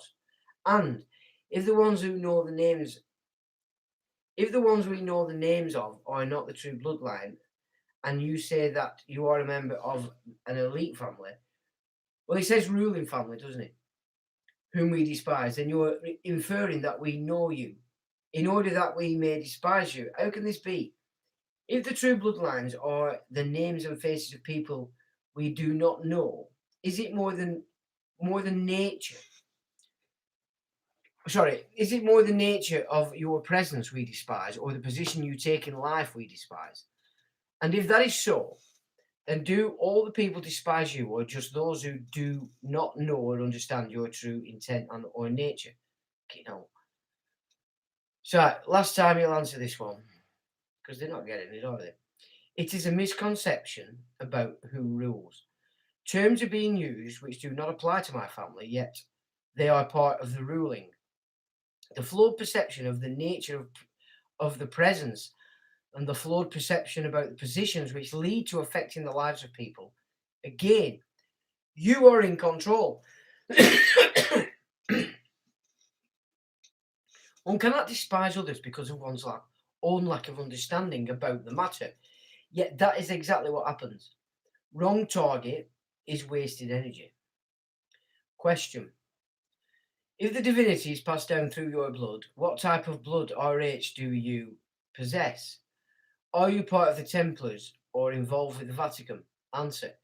Divinity can choose to pass its power down however it wishes to. But the blood gene's physical part is such a small part of how it goes. In fact, it is not a necessity. Sounds like a contradiction. No, the proof is around you. Raise up, all right, nice one, Ray. Question. What you said could happen, but it would be done by the one who controls the lower areas. So what's that about? Oh, this is about depopulation. Right, so he says, what you said could happen, but it would be done by the ones who control the lower areas. The ones up higher do it through the daily items you consume. I want to know what you know about this. All right, sorry, this is a question that has been previously mentioned, hasn't it? He answered it, actually. He says, I don't know you personally, but I already know I do not eat or drink 90% of what you do daily, to throw in a percentage. I do not even come close touching them. It is pretty much everything sold with a few exceptions here and there. I must add that there are grades in this, and it has a different effect on different people. To give examples of the two extremes of people who have been consuming them for a long time, some when eating these almost get into a trance. On others, it has no effect whatsoever. Most people are somewhere in between. It affects them in such a way that they do not notice. They wear out faster, get tired faster, grow older, think slower, focus on emotional, physical needs, get health problems that were unheard of 200 years ago at that relatively young age. The quality of life declines. Now, your main one there is your shots that they're giving the children when they're born, as well as the foods. And the two interact. Short-term, mid-term, long-term effects. Which is why all these stupid nonsense diseases are just popping out at woodwork on all these youngsters. It's ridiculous. Not happy with that. Now you've got this other raft of it attacking you, and you're going for it like lemmings. Not you guys out there, because I know you don't go for this. Where we go. I must add that yeah, blah, blah, blah, blah. Most people are somewhat in between, yeah. So what he's basically saying there is through these substances, your life declines a lot quicker than it would. Um, and that comes from the higher. So in effect, it looks like they've set up this system so that this is how they can control. So if you do pass the test, they can maybe do something in your body and it doesn't affect you. I don't know. But I suppose if this world is that controlled, it would have to, there is a mechanic by which that's carried out. We would have to accept that as feasible if this is a totally controlled place and a filter for those that manage to release themselves from the binding this place has. You are not what you eat, but what you eat controls how you feel about yourself, the way it makes your body respond. Through your own ignorance and laziness, you hurt yourself. When is the last time you investigated what exactly is in what you're eating or how your soda got prepared? When looking into it and finding all these agents and knowing what they are known to cause, ask yourself, would I put this agent into my mouth of my child and make him or her swallow it? You were doing that every day to your child. Yeah. Then there are electrical frequencies, as you mentioned. It's everywhere. And your house is being the most active place. Have you ever cut the electricity off in your house to see what the difference in vibe is? You sleep more comfortably for one. So that's a switch off at the mains. Yeah. What about at night? Switch the mains off. You wouldn't dare do that.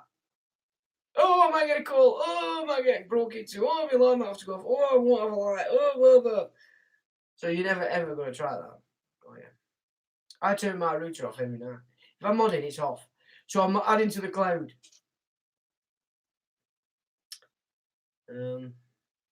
Question.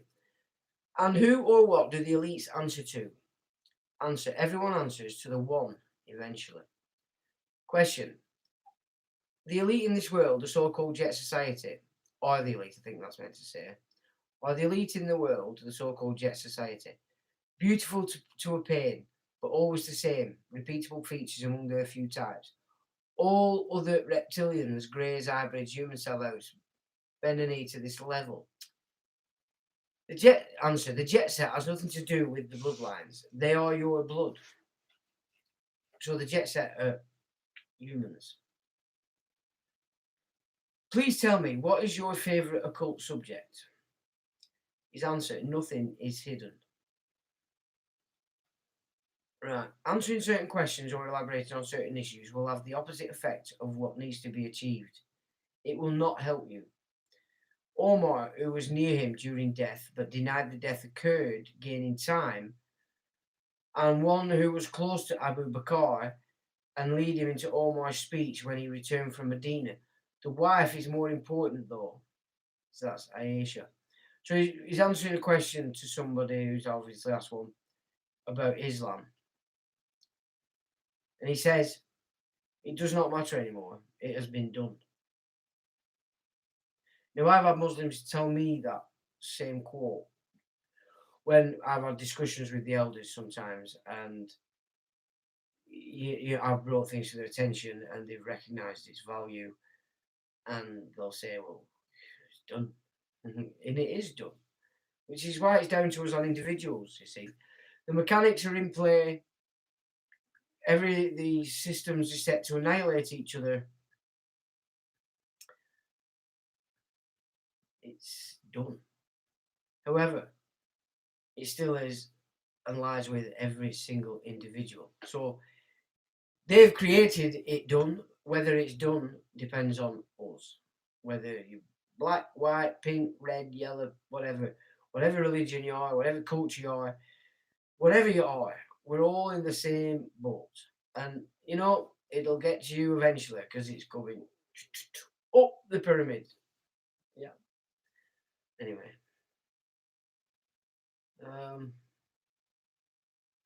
Question. Do you have any connection with the Anunnaki that the Sumerians wrote of? How close to the truth is the book The Illuminatus trilogy? The Eye in the Pyramid, The Golden Apple, Leviathan by Robert Shea and Robert Anton Wilson.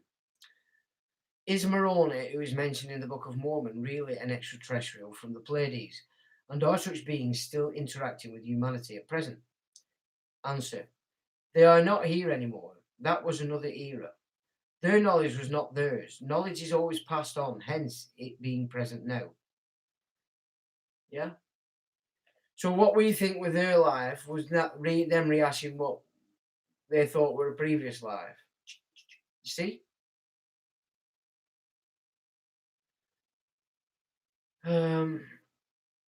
So about the books that they asked is I have not read it then. If it is getting critical acclaim and being promoted heavily, you know what time it is. It may contain some truths, but they will be floating in the sea of perversions. No one is saying that authors are doing it knowingly, by the way. Yeah. Channeling. Okay. So when he says David Icke's trying to bring up truth through, but it's working against him, maybe it's not supposed to be brought through. And what he's perhaps pulling sometimes is going to try and sort of affect the ruling mechanism, and maybe because that would then be working against him. I don't know. I just thought, because I don't believe David Icke's a bad guy, but I do think he's got himself so mixed up in such nonsense over the years that he's a bit stuck there. He doesn't know how to pull himself out of it. I think what the term would be is humble. Be humble.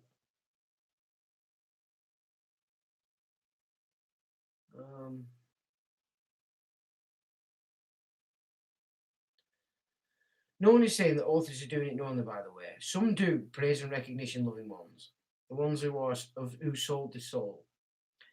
Some don't, and the latter get noticed and promoted because it serves them. Nothing is easier than to write a best-selling book, hit album, movie script, if you know what the highest promoter's agenda is. Get that? So if you know what the biggest promoter in the world is promoting, you tap into that, you're away. Yeah, so Spielberg's been that. They've all had the turns. You know what I'm saying? Bob Hope, Frank Sinatra have all been these people that are promoting something.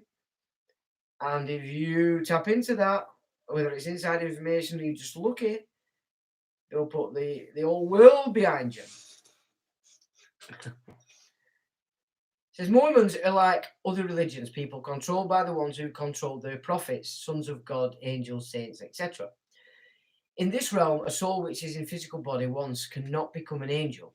The soul cannot transform into that. Again, in this realm, I repeat that firmly. So, fallen angels, interesting. Is there more we need to know about that story?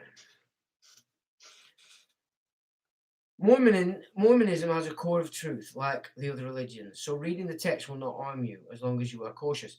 Because it rides high against the secret society in a big way and fully pulls them to bits. So it is well worth a read. Question. What are the foods, etc., that are used to control us? Is there anything we should and shouldn't consume that would help us to see the reality more clearly? What constitutes temperance? Is it moderation in all things, or more than that? Answer. See above for the food part.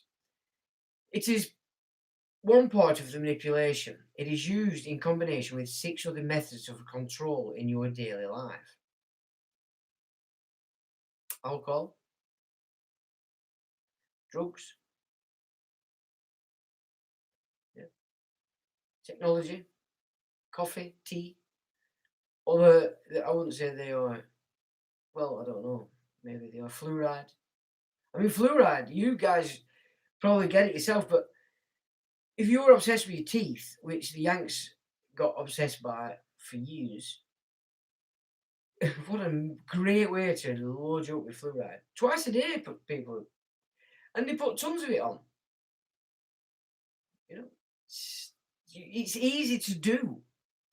But what he's saying to you is the way out is simple. Recognize that that's what you're doing and don't do it anymore. Stop, cease, desist. Don't do it. So can you see how he's saying the truth's everywhere? Do you get what I'm saying? This is why this stuff is profound stuff. It's good shit. And it doesn't matter what you think you are. Start to absorb some of these concepts, and you're on your way to flicking yourself out of the mundane, as it were. If you can delete a few from your life or have less exposure to them, the effect will reduce dramatically. But this is not what will make you more self-conscious. These methods are used to wear you out, lower your quality of life. They are interlinked. The methods are food and drink, medication, always going through the 6. Food and drink, medication, which is healthcare, including vitamins. Now, I have to agree, they're loaded with polymer. E551. And they've been putting it in since the 60s. So there's more gallons that people are getting. Is they're consuming too much polymer. Most of your special sachet coffees are full of it. Your plastic coffee caps are full of it. My daughter bought me a really expensive coffee machine, and it with those caps. I had one drink, and I knew I could never drink that again. It was full of. At that time, I didn't know it was polymer. It took an old guy to show me this in a series of videos that he did. Can't remember his name. Tony, we call him. In his garage. Amazing guy. So once he put me onto that, I could see it in everything. So an Holland and Barrett is full of it. Full of it. Even in stuff you just don't need to put it in. Because it's used as a thickener. So E551, silicon dioxide.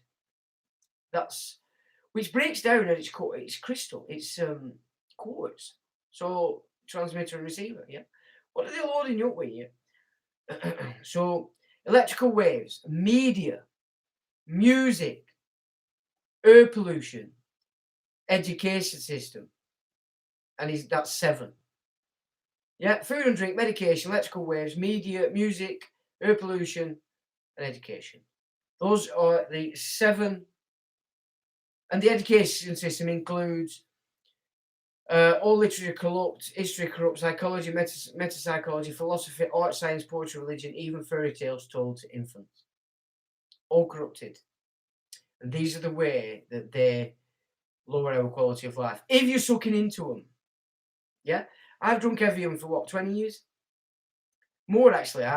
But before that, I've probably been drinking bottled water for maybe 25, 30 years. Might not be 30 years. Well, it might be actually. It's a massive difference. And when you do drink tap water, if you're having a brew, it's disgusting. And it's disgusting. Different little areas of a town, it's different tastes. So if you go on a council estate, it's different to where middle class are. Because middle class are more prone to making a fuss. You're working class on a council estate, that busy surviving, it's never even entered their head that this shit that they're... Anyway, you get what I'm saying. So that's interesting. I'd forgot that he actually put that together. Politics takes these methods and bombards you with this every day and makes sure they are maintained. So that's politics' role, to keep you fixed into that, yeah? The rule is, if promoted, praised, applauded, critically acclaimed, free, be very wary. Be it food, medicines, latest technological products, artists, politicians, musicians, books, show, beverage. Gin. The fucking gin parade. I've never known such a bunch of mind control people in my life that you all... So television all of a sudden says, here, gin. Oh, look, it's got fruits in it. When it's a chemical. And look what's happened. They've made billions and billions and billions convincing you that gin is fantastic and amazing. But can you say how you do it yourself? That he's told no untruths in this. None whatsoever. What has to be worked out is he bad? Which you're going to see him as bad if you are still fixed into the opposite, like he's saying. So this world is full of traps to trip you up, knock you off balance, because you're in a labyrinth. By natural birth, but you can further yourself and deepen yourself into that labyrinth if you choose to enter stuff like the mystery schools or stuff like that, or just make it known to the heavens or the universe that you are ready to learn. They will bring it to you, and you'll probably shit yourself. And they bring it. I bet they bring it to people all the time when you're praying, and when it comes, you think it's opposite, because it's going to start breaking you down. It's going to start making you focus on who you actually are, as opposed to what you were taught to be by your parents, by your education system, by your celebrities that you held in high regard, etc., etc. You know, you come to a point, and most people don't, but you have to start asking, who the hell am I? It's start pushing them questions out into the ether, and the ether will respond. Make no mistake about it. Anyway.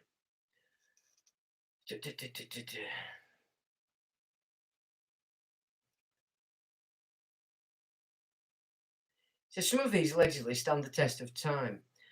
That is orchestrated for reasons. We're talking about artists. Yeah, artists, politicians, all these grandees. There's a reason.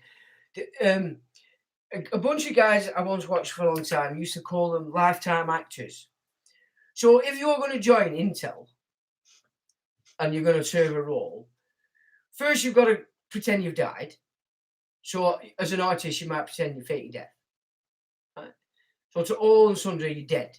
No, you've killed that personality, that fiction, like David Bowie, for instance, prime example. He will not tell it day after taking piss out of you all, makeup up. And then you will go and enter your new role. That's the way that works. Yeah. And he's saying there that some will be kept going forever for the test for all their life. If they've chose to do that for their life, to become a lifetime actor in their role, which can change and shift as ordained by the mentors and masters. Yeah. It says, be that food, Mediton's latest technological products, artists, politicians, music, books, show, beverage, etc. No, I've read that before. He says the problem. Some of these allegedly stand the test of time. That is orchestrated for a reason. Problem is, if too wary, you could miss a few gems that are deliberately passed on in between the manipulation tools by some. I watched an interesting interview yesterday on the Age of Truth. The self-professed godfather of Hollywood. I strongly advise you watch that when you have time, because he puts out some amazing gems there. JFK, Marilyn Monroe, or you get another insight into that. Now, I also know that, I do know, and I've recognised over years, that there is a big move to transfer blame from the Zionist lobby. Now, whether this is working in as part of that, I don't know. Whether that's the little crafty bit they're trying to pass on to us by giving us loads of truths, we'll have to wait and see. Anyway, well worth a watch. It's the Age of Truth's latest video. He says there are a few other methods, so societies, cults, sects, people policing each other, etc.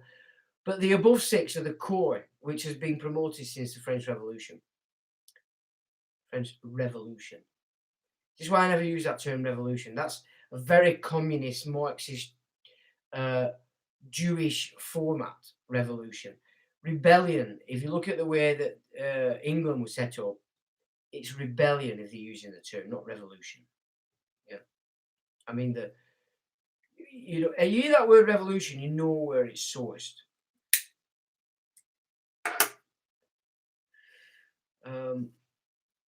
Temperance is a conscious form of restraint based on self-knowing to achieve inner order of the soul, which is the unseen you as a whole.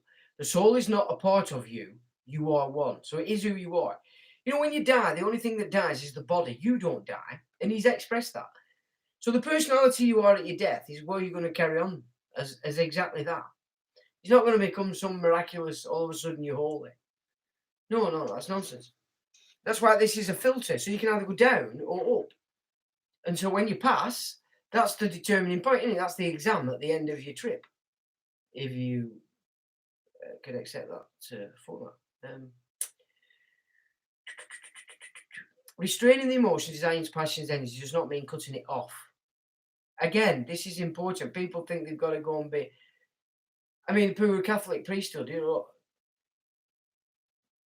ruined it when they weren't allowed to get married. For them, for the people, for the priests themselves, not a good idea.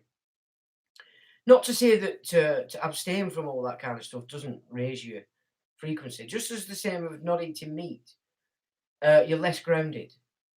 You can become an astral junkie though very easily, as I did with 7 years vegetarian. I'll never do it again because eating meat is a part of this place because death is the end of your time here. So whereas we all cry our eyeballs about death, in essence you rejoice. And I've been to a lot of funerals in my days, and I'm always smiling at these funerals because I know it's not what everybody else is in there. They're crying for the loss, not necessarily for the one that's actually gone. Restraining emotions, blah blah blah. So that's right, sorry, but that does not mean cutting them off. That will harm you. Beware, it does. If you cease at least existing, it's saying get control of everything. So this is where a lot of people lose this. They think it's one or other. But channeling them to work for higher causes after taming them gently. Yeah. So we talked about sexual energy before. Instead of tossing off to porn, keep that energy inside you, and because you have energy, do something with that energy. Don't waste it throwing it around everywhere. Keep it for yourself and do something with that energy.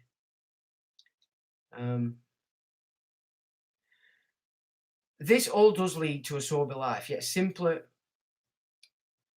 filled with gifts because you fully become your own master instead of your emotions, desires, passions dictating how you be. Simultaneously, with this process, you will be cleansing yourself and will be ready to be enlightened by the universal mind. Be like that which you want to connect with as much as possible. Do you know what I'm saying? That's important too. Let's have a look. Where are we here?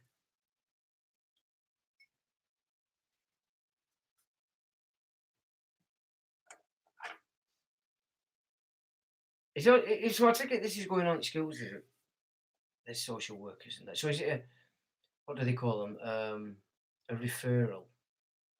So basically, any Tom, Dick, or Harry can make a referral. So now, schools get paid per child referred.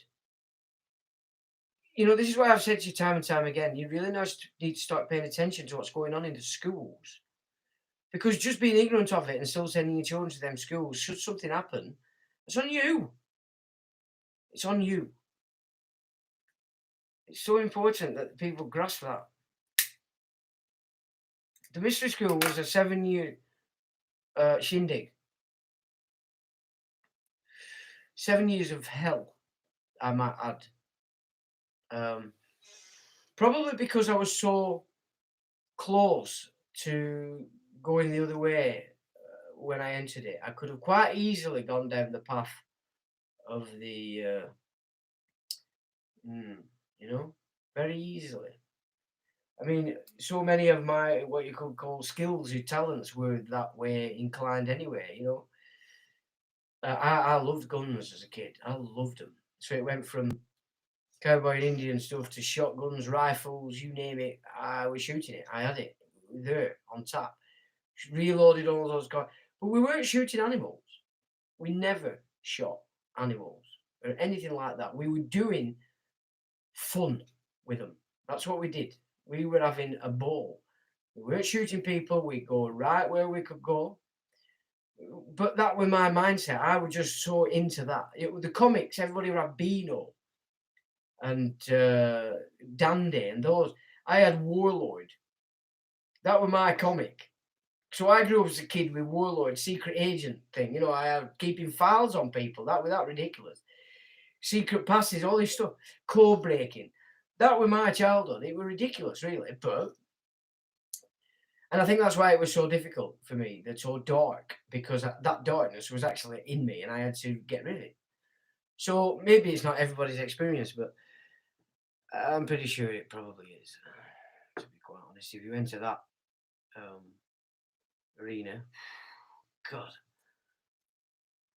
Yeah, I know Evian says naive backwards, but does that matter? Does it matter? It's Evian because it's the Evian Mountains. Are the mountains naive? You've got to be careful with that Jewish reversal. So it doesn't count for everything, you know. Usually, I'll tell you what. I've been drinking Evian, let's say, for at least 20 years. It's absolutely delicious water. And I use a temperance drink, a cordial Fitzpatrick's, which they make it up here. And it's made of natural. So I use dandelion and burdock because together they help keep your colon clean. Do you know what I'm saying? Aloe vera is another. If you can get that into your colon, it cleanses the bad bacteria and not the good stuff. Whereas if you take some medication, it kills everything. So I drink Evian because it's the best. The only other water I've tasted that were better was a friend of mine made me a brew who were living on what we call the hill, the coppice. And I walked into his camp and he made me a brew from the lodge. I couldn't believe it because I was a bit worried at first when he offered to make me. And he made me one. And it was the most delicious tasting tea I've ever had since I was a kid. Unbelievable. So, me personally, I'm going to get myself a distiller and I'm going to get my water for drinking from outside. I'm not even going to touch tap water. Why distill tap water? Just get some that's already got some energy in it because it's gone through flowed a bit, you know. So that's my intention. I will just stop drinking and using tap water for cooking. Full stop.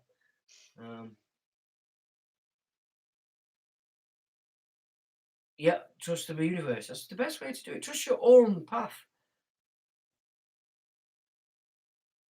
Cucumber water. Well, cucumber is brilliant for alkaline your body. Peel it though, because the peel's actually a poison, and I always found as a kid I'd burp it, so I never used to eat cucumber. But once I realised you take the skin off and it's delicious. So when I make my stir fries, I'll cook myself either a raw beetroot, and then alternate it with maybe 5 big chunks of cucumber. So I'll eat that with my stir fry, and I might actually make a video of me making these stir fries because I've only just learned to cook in the last couple of years. I've never cooked in my life, but I just used to eat out. But it was just costing me an absolute fortune. So I was persuaded to learn to cook. But I'd always thought if I were going to cook, I'd do stir fries. So I just put nothing but healthy shit in this stir fry. I don't use that crappy cream that you can buy, that stir fry cream. I just don't trust any substances like that are processed. So I use pesto and then make my own with the spices and all the herbs, etc. Unbelievable. The taste of these stir fries that I make are phenomenal. Phenomenal, honestly. I might make a video and show you how I do them because they're simple. You're looking 40 minutes, job done. Start to finish, start to eat. Done. And it's so healthy, it's unbelievable. They all get paid for referring your children to social services because money is going to be generated. And if they're taken into care, big money is being generated, being taken out the tax pot, which is why your roads are not being done, which is why they're having to fine you on the streets, you know, bringing in revenue for the occupation.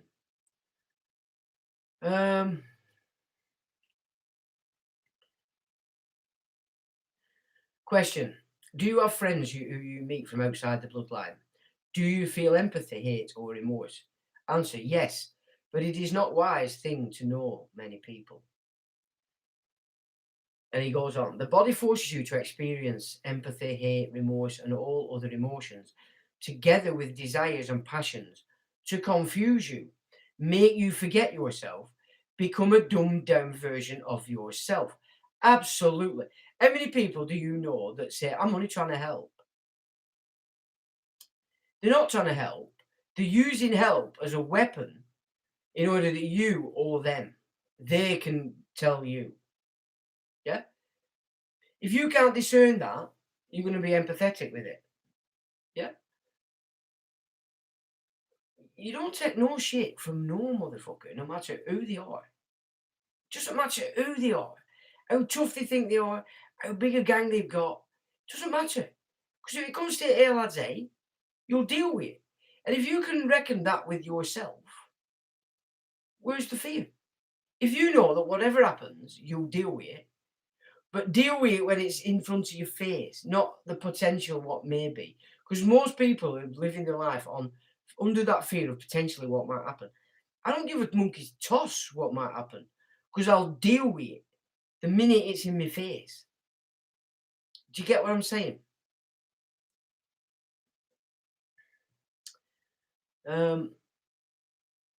They have their foundation in this material, physical world. That's your emotions, etc., empathy, all that. The more you let them be your masters, the stronger you will chain yourself to this world, which is contrary to your duty. Yet do not laud them. Hold a respect for them. Yeah. So he's never at any point telling you that you're to hate. It's the opposite. And he's removing the potential to hate by giving you a comprehension of the mechanic that you are experiencing at every given moment. The more you let blah, blah, blah, it's contrary to your duty, blah, blah, blah. I channel them to a place where they can be used for something substantial. Question. So I'm asking, how does one reconnect with the divine source? How does one rise above this prison? Answer. I reckon my answers today have covered that. If not, to you personally, ask again. I shall answer tomorrow. Question. I'm not saying each of us is God, the ultimate source, but we are our own God due to the fact that we create our own reality. What say you inside it? Answer. You partially describe free will and then the impression it can give you. Nothing more or less. Also, the word love has many traps, especially the way you used it. Question. Earth is a prison. Are you referring to light trapped in matter? If yes, then I'm beginning to see all the points you have alluded to so far. Answer. Trap would be the wrong word. It would imply that the divine had wrong intentions. Rather, constructed in a way so, or enveloped through. Actually, that's good because, yeah, I use the term trapped when I'm referring to the sword in the stone. So, but then you can become trapped if you can't master them. So that's a bit double-edged, I suppose, I'd say with that. It says, some of the things you described are directly linked to the powers of the universal mind. Like I said, everyone can pick that up. If you can, it means you're at a higher stage than others. However, beware of how you use it. It is not yours, not in this realm. Also, it could be a deceiving beginning of something else, which many people experience. I reckon 2 rituals would initiate you and let you truly see what it is. But when the time arrives, you will be guided to them. Okay. Now, that could be a defect in me because I'm not prone to ritual, performing them as such. I have a few that I do and when I'm connecting, but nothing as people would expect. Maybe that's a blocker for me, and maybe I need to reevaluate my stance on such stuff as well.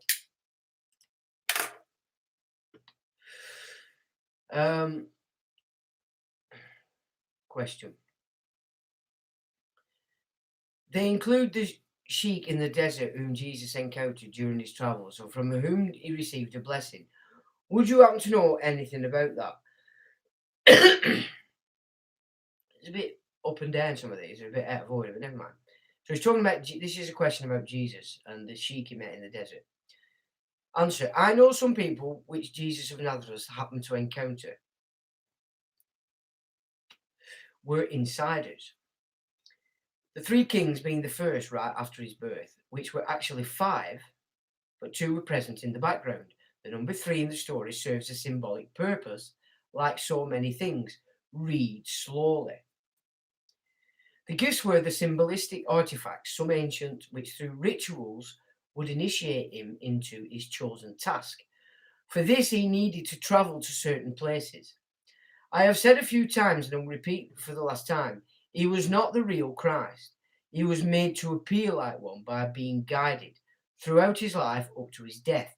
And after that, the documenting of the words, which started long before his death, although rewritten again at a later time to release. The five kings were present too during his crucifixion, and Jesus of Nazareth knew he would have to respond differently if they were not there. That's interesting.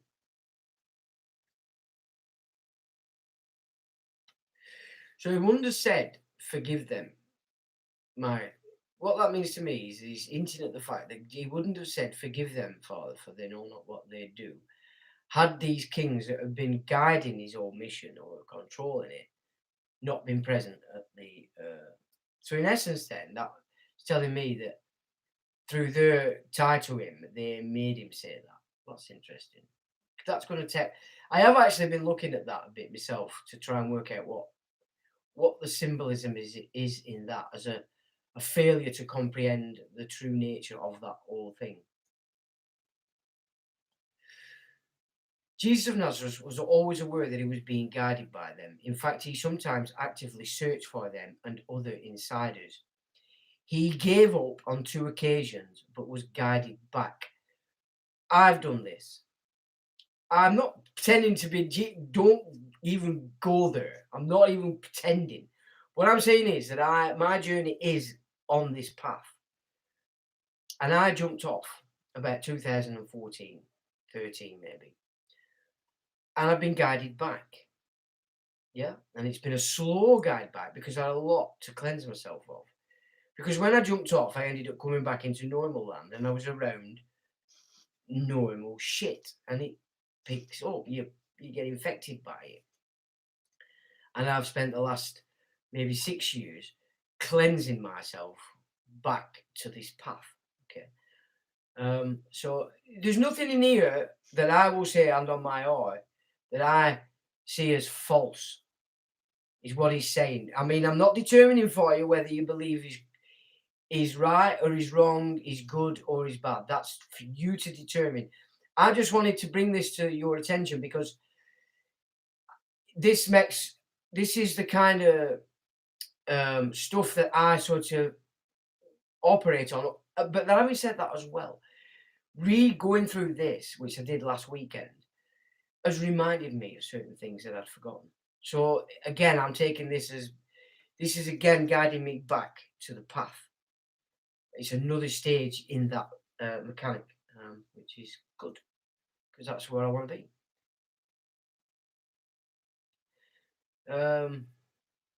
Question: the elite are making it oil look like it's being constantly restored, but are actually storing it. I'd appreciate your thoughts on this. He says the earth is storing it until they get used. The ones in power just tap into it. Although there are some factions above the puppets, and they are responsible for the misconception most have, which you described together with the statement that the resources are disappearing. Well, we know the Rothschilds did that, yet he's sort of suggested that the Rothschilds are the puppets, not so much. So maybe, as I've always described, I see the Rothschilds as the court financiers to the elect of probably the puppets. I don't know.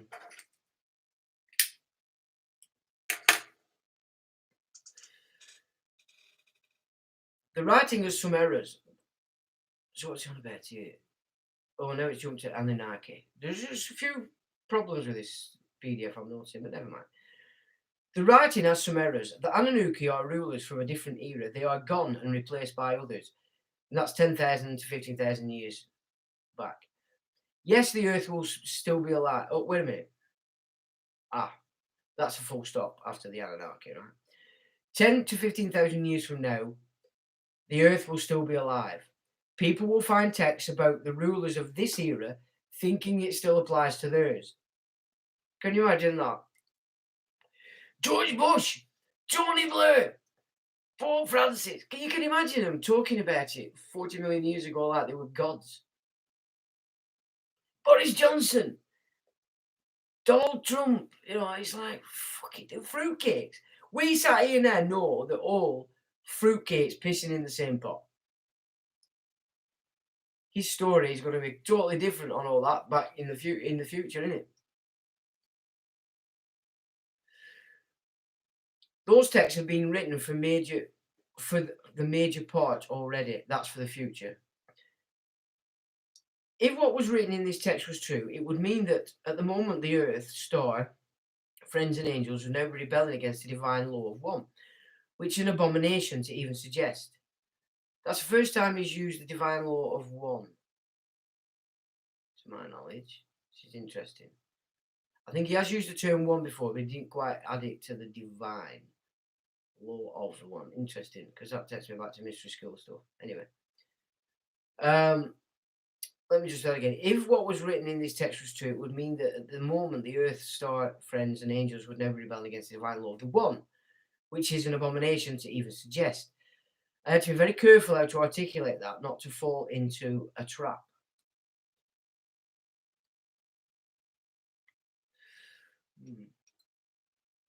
Again, accept no human intervention between you and the divine.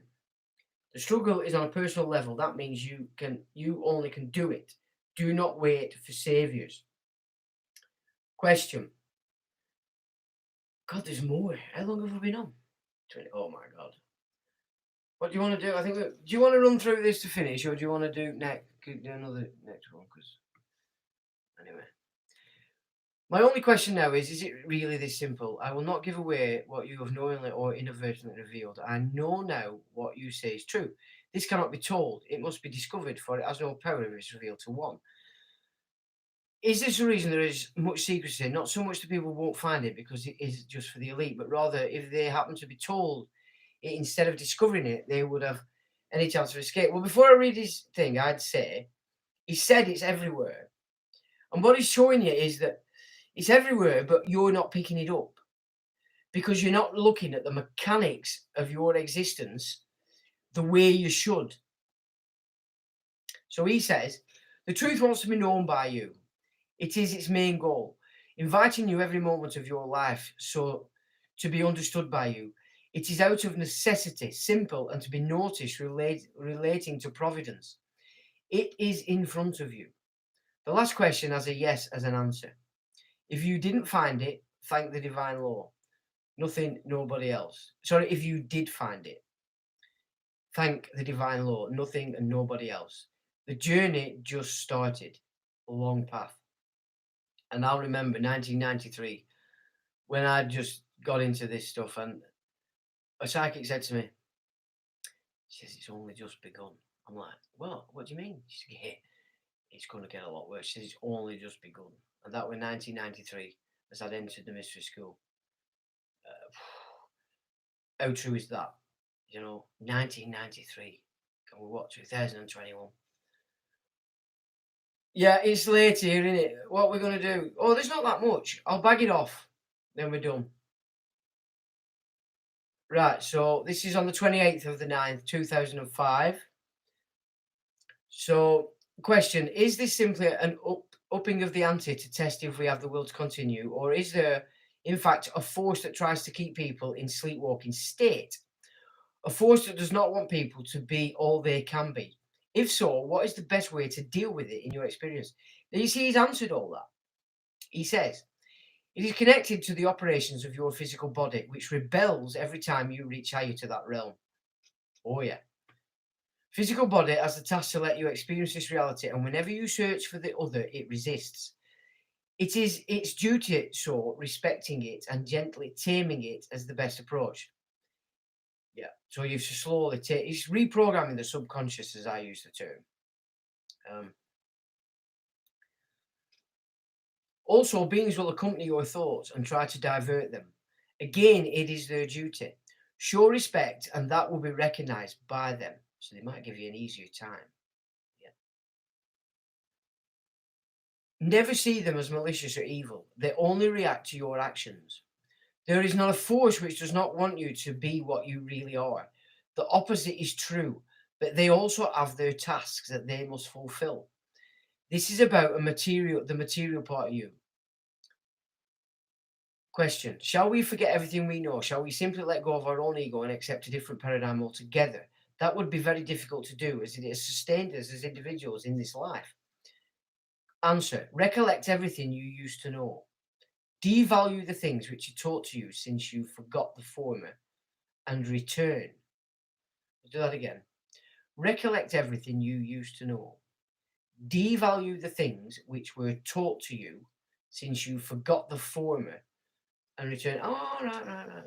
So what you inherently know and then got took off because you were taught contrary, forget that, and then you'll return to the former, what you knew.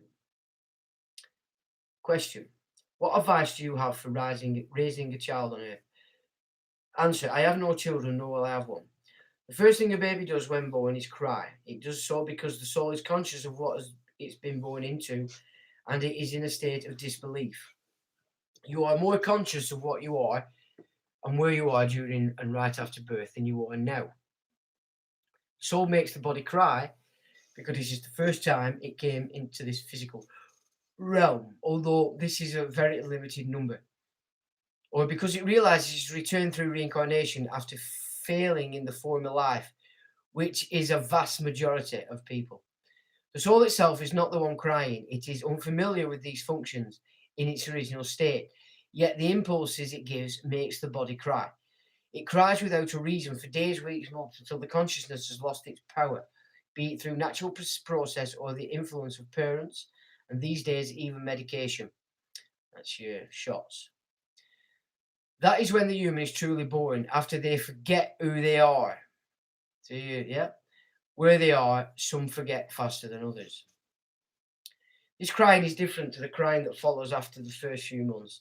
One can even hear it. Comfort them during this crucial period of consciousness and make it known that the One has gifted them with a chance to return back to the place they belong. This will have an impact which will influence them for the rest of their lives subconsciously.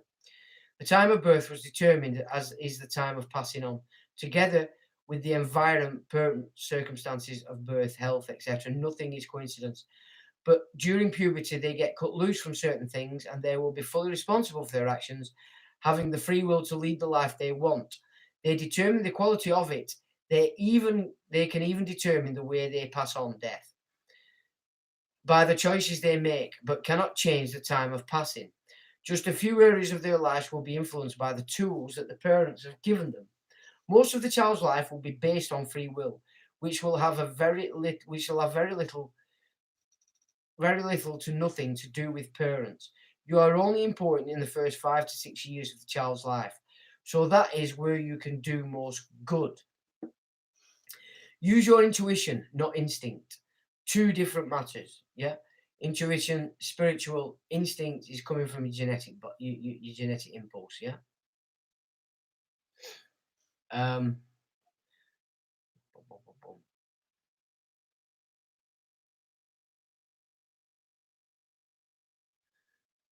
When becoming a parent, you are rewarded with qualities which concern raising children, which were not available before. Listen to them. Yes. Yummy mummies. There's some changes in a mummy when she's given birth. I don't know whether you've ever noticed that or not, but I certainly have. And the whole attitude changes. It's like for me, I was always one of them. I'm going to be a rock and roll star. I haven't got time for children. I'm not ready. But then when they come, everything you've perceived before, it just disappears. Let's be quite honest about it. It's a great thing to witness and to experience having children. Every child is different. Respond differently, but make sure you're aware that make them aware there is more than their experience. That there is good source. There is a good source where everything and everybody flows out for a reason, and one day they will return after realizing their task here on earth. Do not tell this all at once, but over years, and do not tell more than this. If done the right way, they will start looking for it on their own for the rest of their life, which is their duty.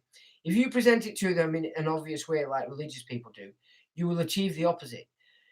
Yes. Musical instruments were passed on in a different era for a reason, and it was not just to listen to other people playing them. Education, first method of manipulation I have listed.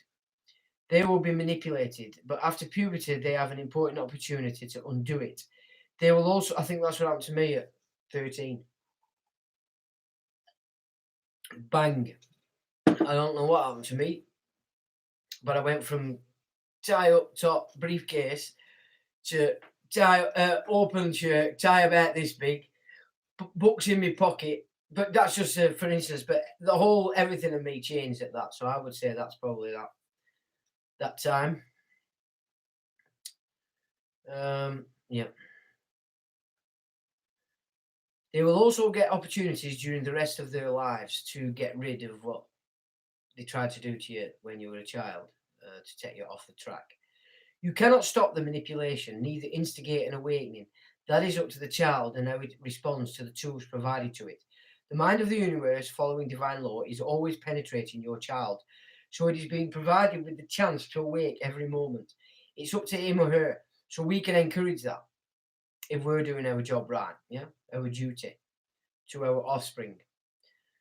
Question: what do you know of an advanced race who were, and some still are, worshipped as gods? Do you recognise any lost lords or deities?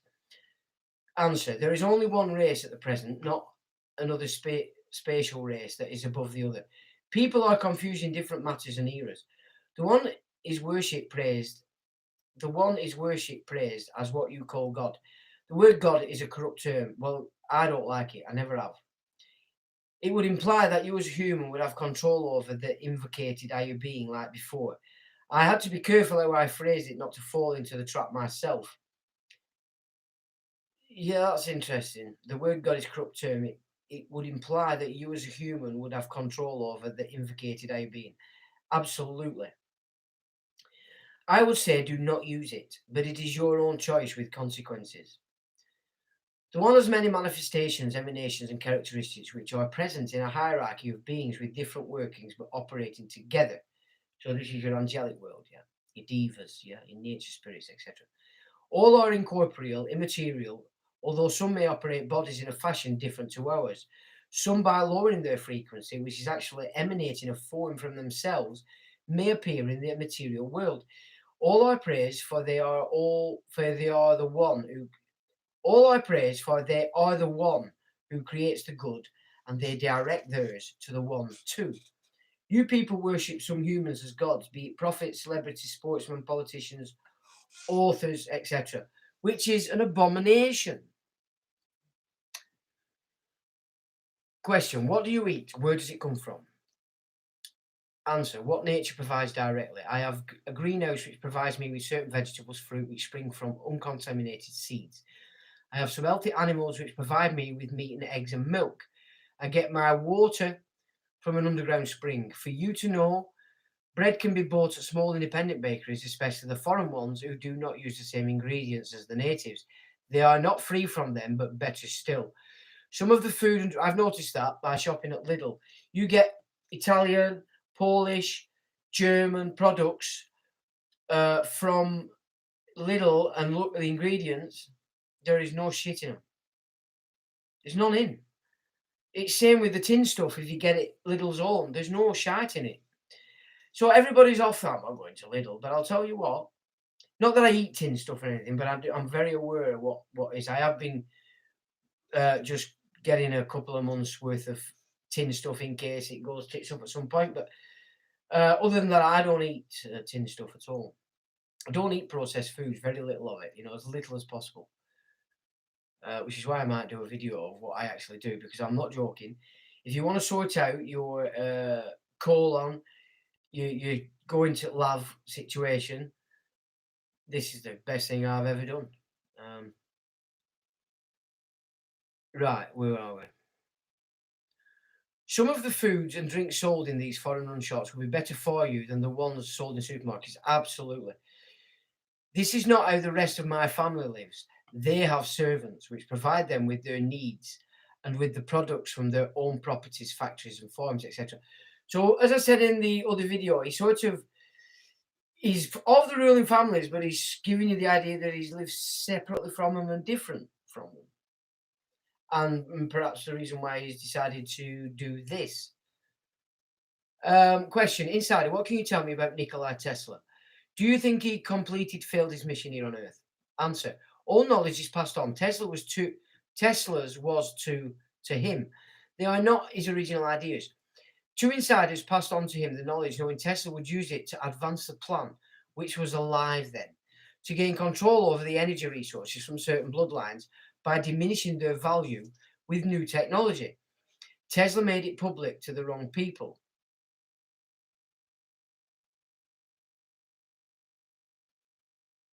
Tesla made it public to the wrong people and it ended the whole thing. I misunderstood that when I read that last week, so now I understand that better. Excellent. Clever individual, not so clever a human. Insiders from the minority must be vigilant because of these kind of events. Interesting. Are there any wholesale events on the horizon that will translate into a quantum leap in mass consciousness and or redefine life the way it's lived? Answer, no, not like that. As mentioned a few times, it's on a personal level, meaning you get self-conscious yourself through the tools available to you. I have described some as far as I'm allowed to. There may be an event which would alter the way civilization is perceived. Now, it happened before many times, but that will have nothing to do with what you mentioned, so this is a reset. Your duty towards the one and yourself stays the same no matter what happens. Do not waste energy waiting for events, being generic and inanimate. Your stay will only be extended. I might add this, which may sound contrary to what I said, but read carefully. When masses are made to believe something negative, they may create what they did not want, which is how, for instance, a new world order, like you people name it, works. You are believing it is taking shape, so it will take shape, and theorists are major players in helping this take shape by bombarding you with facts that it's taking shape. Guilty, I accept that. And I made a choice to do it though. But also, I was encouraged to do it by my connecting with the divine. Because when I started to actually do this physically, moving after the mystery school, I was still writing music. My only intention was I'd shifted from bands and I'd gone into, I'd done promoting at the clubs in the 90s and I decided I was going to write it. So that was still, I'll say I was kicking and screaming, if I'm honest, actually, to be absolutely fair. So I can't accept everything he's saying there, except that pulling me onto this path I was pulled, I have to say.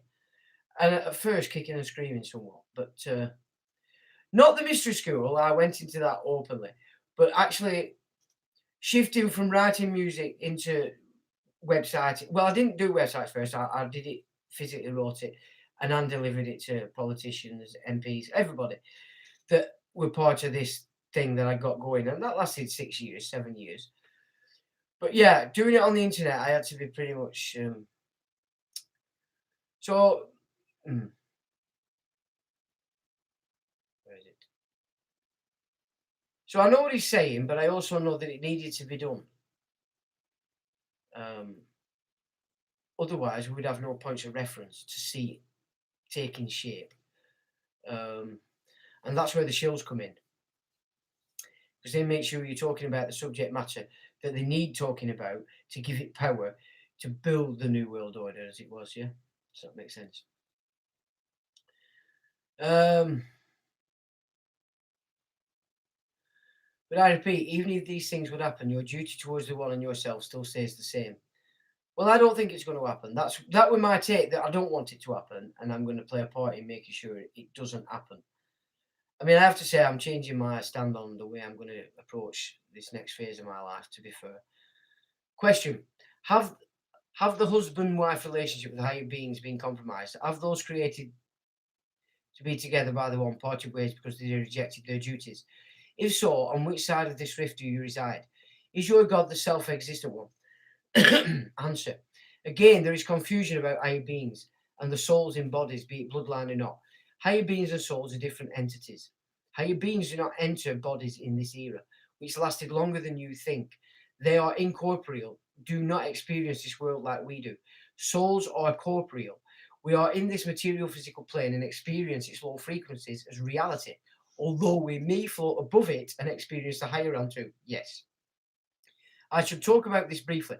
You are not in the body, but envelop it while being present in another invisible body, which consists of similar elements to the soul, which is you, yet the invisible body is entangled with the physical plane.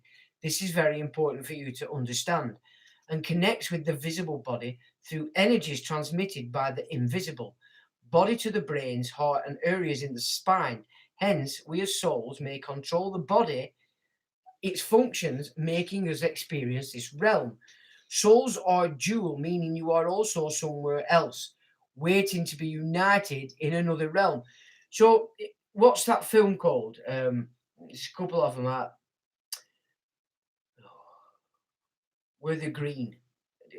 They go into a machine, don't they? And then they're implanting it. I forgot what it's called. Anybody know what it's called? I nearly said it then. No, I can't see it. Right, let's crack on because I know you guys, it's late. Some bloodlines refuse their duties just like non-bloodlines do, suffering the consequences connected to it. Many bloodlines do not know either. The rift is not where you think it is on a personal level, meaning me and you too. I am from a minority within the faction, which is getting smaller. So the world's getting bigger. I explain why the word God is not used, for it traps in the meaning. The one is self-existent, pure, good, and indeed the one who creates the good. Question, inside, are you saying here that the old ways are based on truth and were correct? Should we seek the old ways and follow them? Is being in harmony with the mother something we should seek? Is the divine one more interested in our hearts or our minds? Which is stronger? Were the teachings of Jesus regarded love message that we should pay attention to? Are we stronger than you as a collective? Are we imprisoned here because of our sinful nature or because of our lack of understanding? The first appearance of knowledge is answer.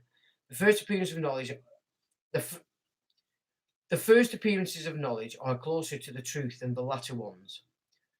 Think of the ripple created in a pond. When throwing something in it, the further the waves get from the core, the weaker they are, finally stopping.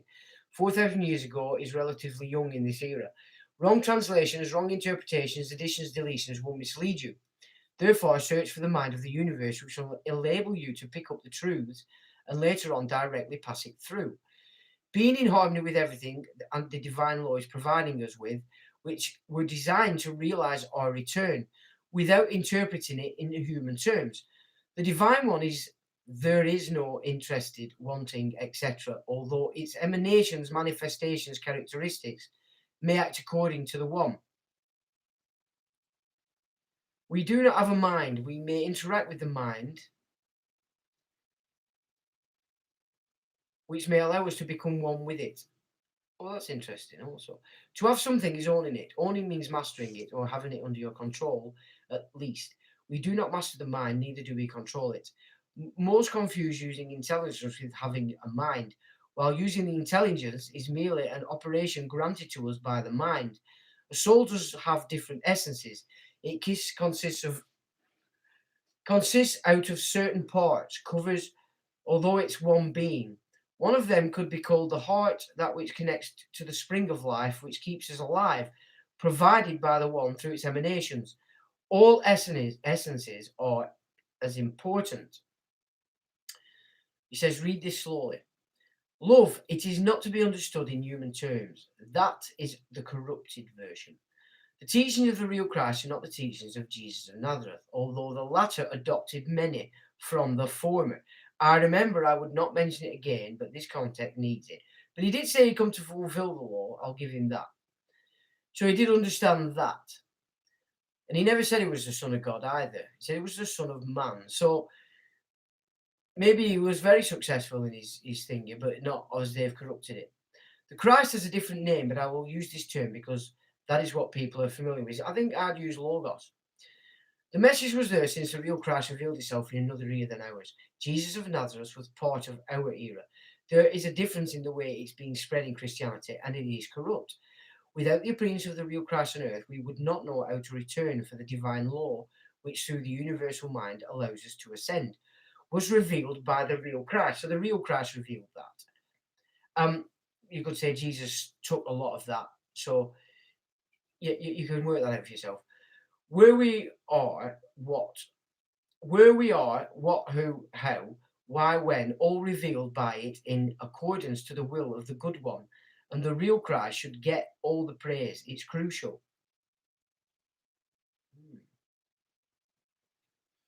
That's interesting. Not that it needs your praise. Higher beings don't need us for anything in our present form, but it is a way to let it be known that you are conscious about it. You need the recognition that it grants you. Divinity can make one human stronger in every way than all humans combined. What I'm allowed to tell is that you are still here because of your lack of understanding. Do not think in us, but I. The us will come later in another realm. Exactly. So what are the schools teaching them? Hive mind, communism. Yeah, everything garbage. The total opposite. And you've got Christianity pushing into it, you've got Islam pushing into it, you've got the Judaism pushing into it, you've got Buddhism pushing, you've got the Native Americans pushing into it, Theosophy. Yeah, all pushing you in direct opposition to what is. So the it has took over what is. The world has took over, is taking over the earth. We're not taking it over, but implementing itself on top of. Question: if the Christ came another year, why did he fail his mission? Well, he's answered that. Answer: be careful with what you say. You are harming yourself. The real Christ did its duty fully and successfully. Now it's your turn. If you fail, do not blame the divine. Divinity is blameless in earthly matters. When you get sunburned, do you blame the sun, which maintains life on earth and beyond, or do you blame yourself for lying hours doing nothing on the beach without protection? This will be my last post. It is done. This was according to the divine law, which is above my family or anyone on earth and beyond. The minority passes it on when ordered by the higher beings. Understand this. There are two undesired movements which were known to happen to me. I would have stayed longer, although most areas have been covered. I answered as much as I was allowed to in the simplest manner I could. I had to write fast for a reason. If you choose to, think every day the good one, where everything has its beginning for being, for its divine law providing you with a chance to return to your original state, the realm you truly belong to, for its power's necessity, applying the justified correctness that you experience every day. Praise the higher beings who operate according to the one's divine law, which are manifestations, emanations of the one, for providing the means of life in all areas, sustaining them, and providing those means for you to benefit, guiding you to the release and more. When addressing divinity, read again. When addressing divinity, see, I'm terrible at this. I am such an obtuse, feral, uncouth twat. Yeah, you know, you've really got to. I'm being reminded of things here that I forgot. When addressing divinity, be careful to articulate well. Do not demand, tell, beg, order, suggest. Ask, which are abhorrences. So don't do any of that. Just state and do your duty. Understand the questions I raised by answering you. I said more than you read. Pass it on. And that, my friends, is the end of that document. And I have to say, it's an absolutely brilliant piece of work. More so because of the questions that he were being asked as well, how he could show by definition of the question they didn't know shit. So I know you've all been up late, and I'll say thank you very much for sticking with that, but I think it's probably better we got it out 2.5 hours. Oh my god. Well, that's all right. You all seem to be enjoying yourself anyway. So just on a last note, massive protest in France, not being shown anywhere. We're talking way over 1 million. There are big changes going on now. The humans appear to have crossed the bridge, I hope. And, things are looking like there's so much change in people's minds. Very few are going for the third or the booster here, which I think is amazing. But let's just look at this potential mechanic. Okay, a potential mechanic that they're playing out now in blindness. So they're all of a sudden, the double jab, they're overwhelming the NHS. So you're going to, and they're now saying that if you don't get the third one, you're classed as unvaccinated. Then they can start to say that those who've been vaccinated are now classed as unvaccinated and that they are overwhelming the hospitals, and thus make the claim that unvaccinated are overwhelming the NHS. Can you see that? I thought that was quite potent because I think that's exactly what kind of wizardry they're about to play out to try and get more lockdowns here as we move into this winter. So, with that, ladies and gentlemen, I will say, till the next time.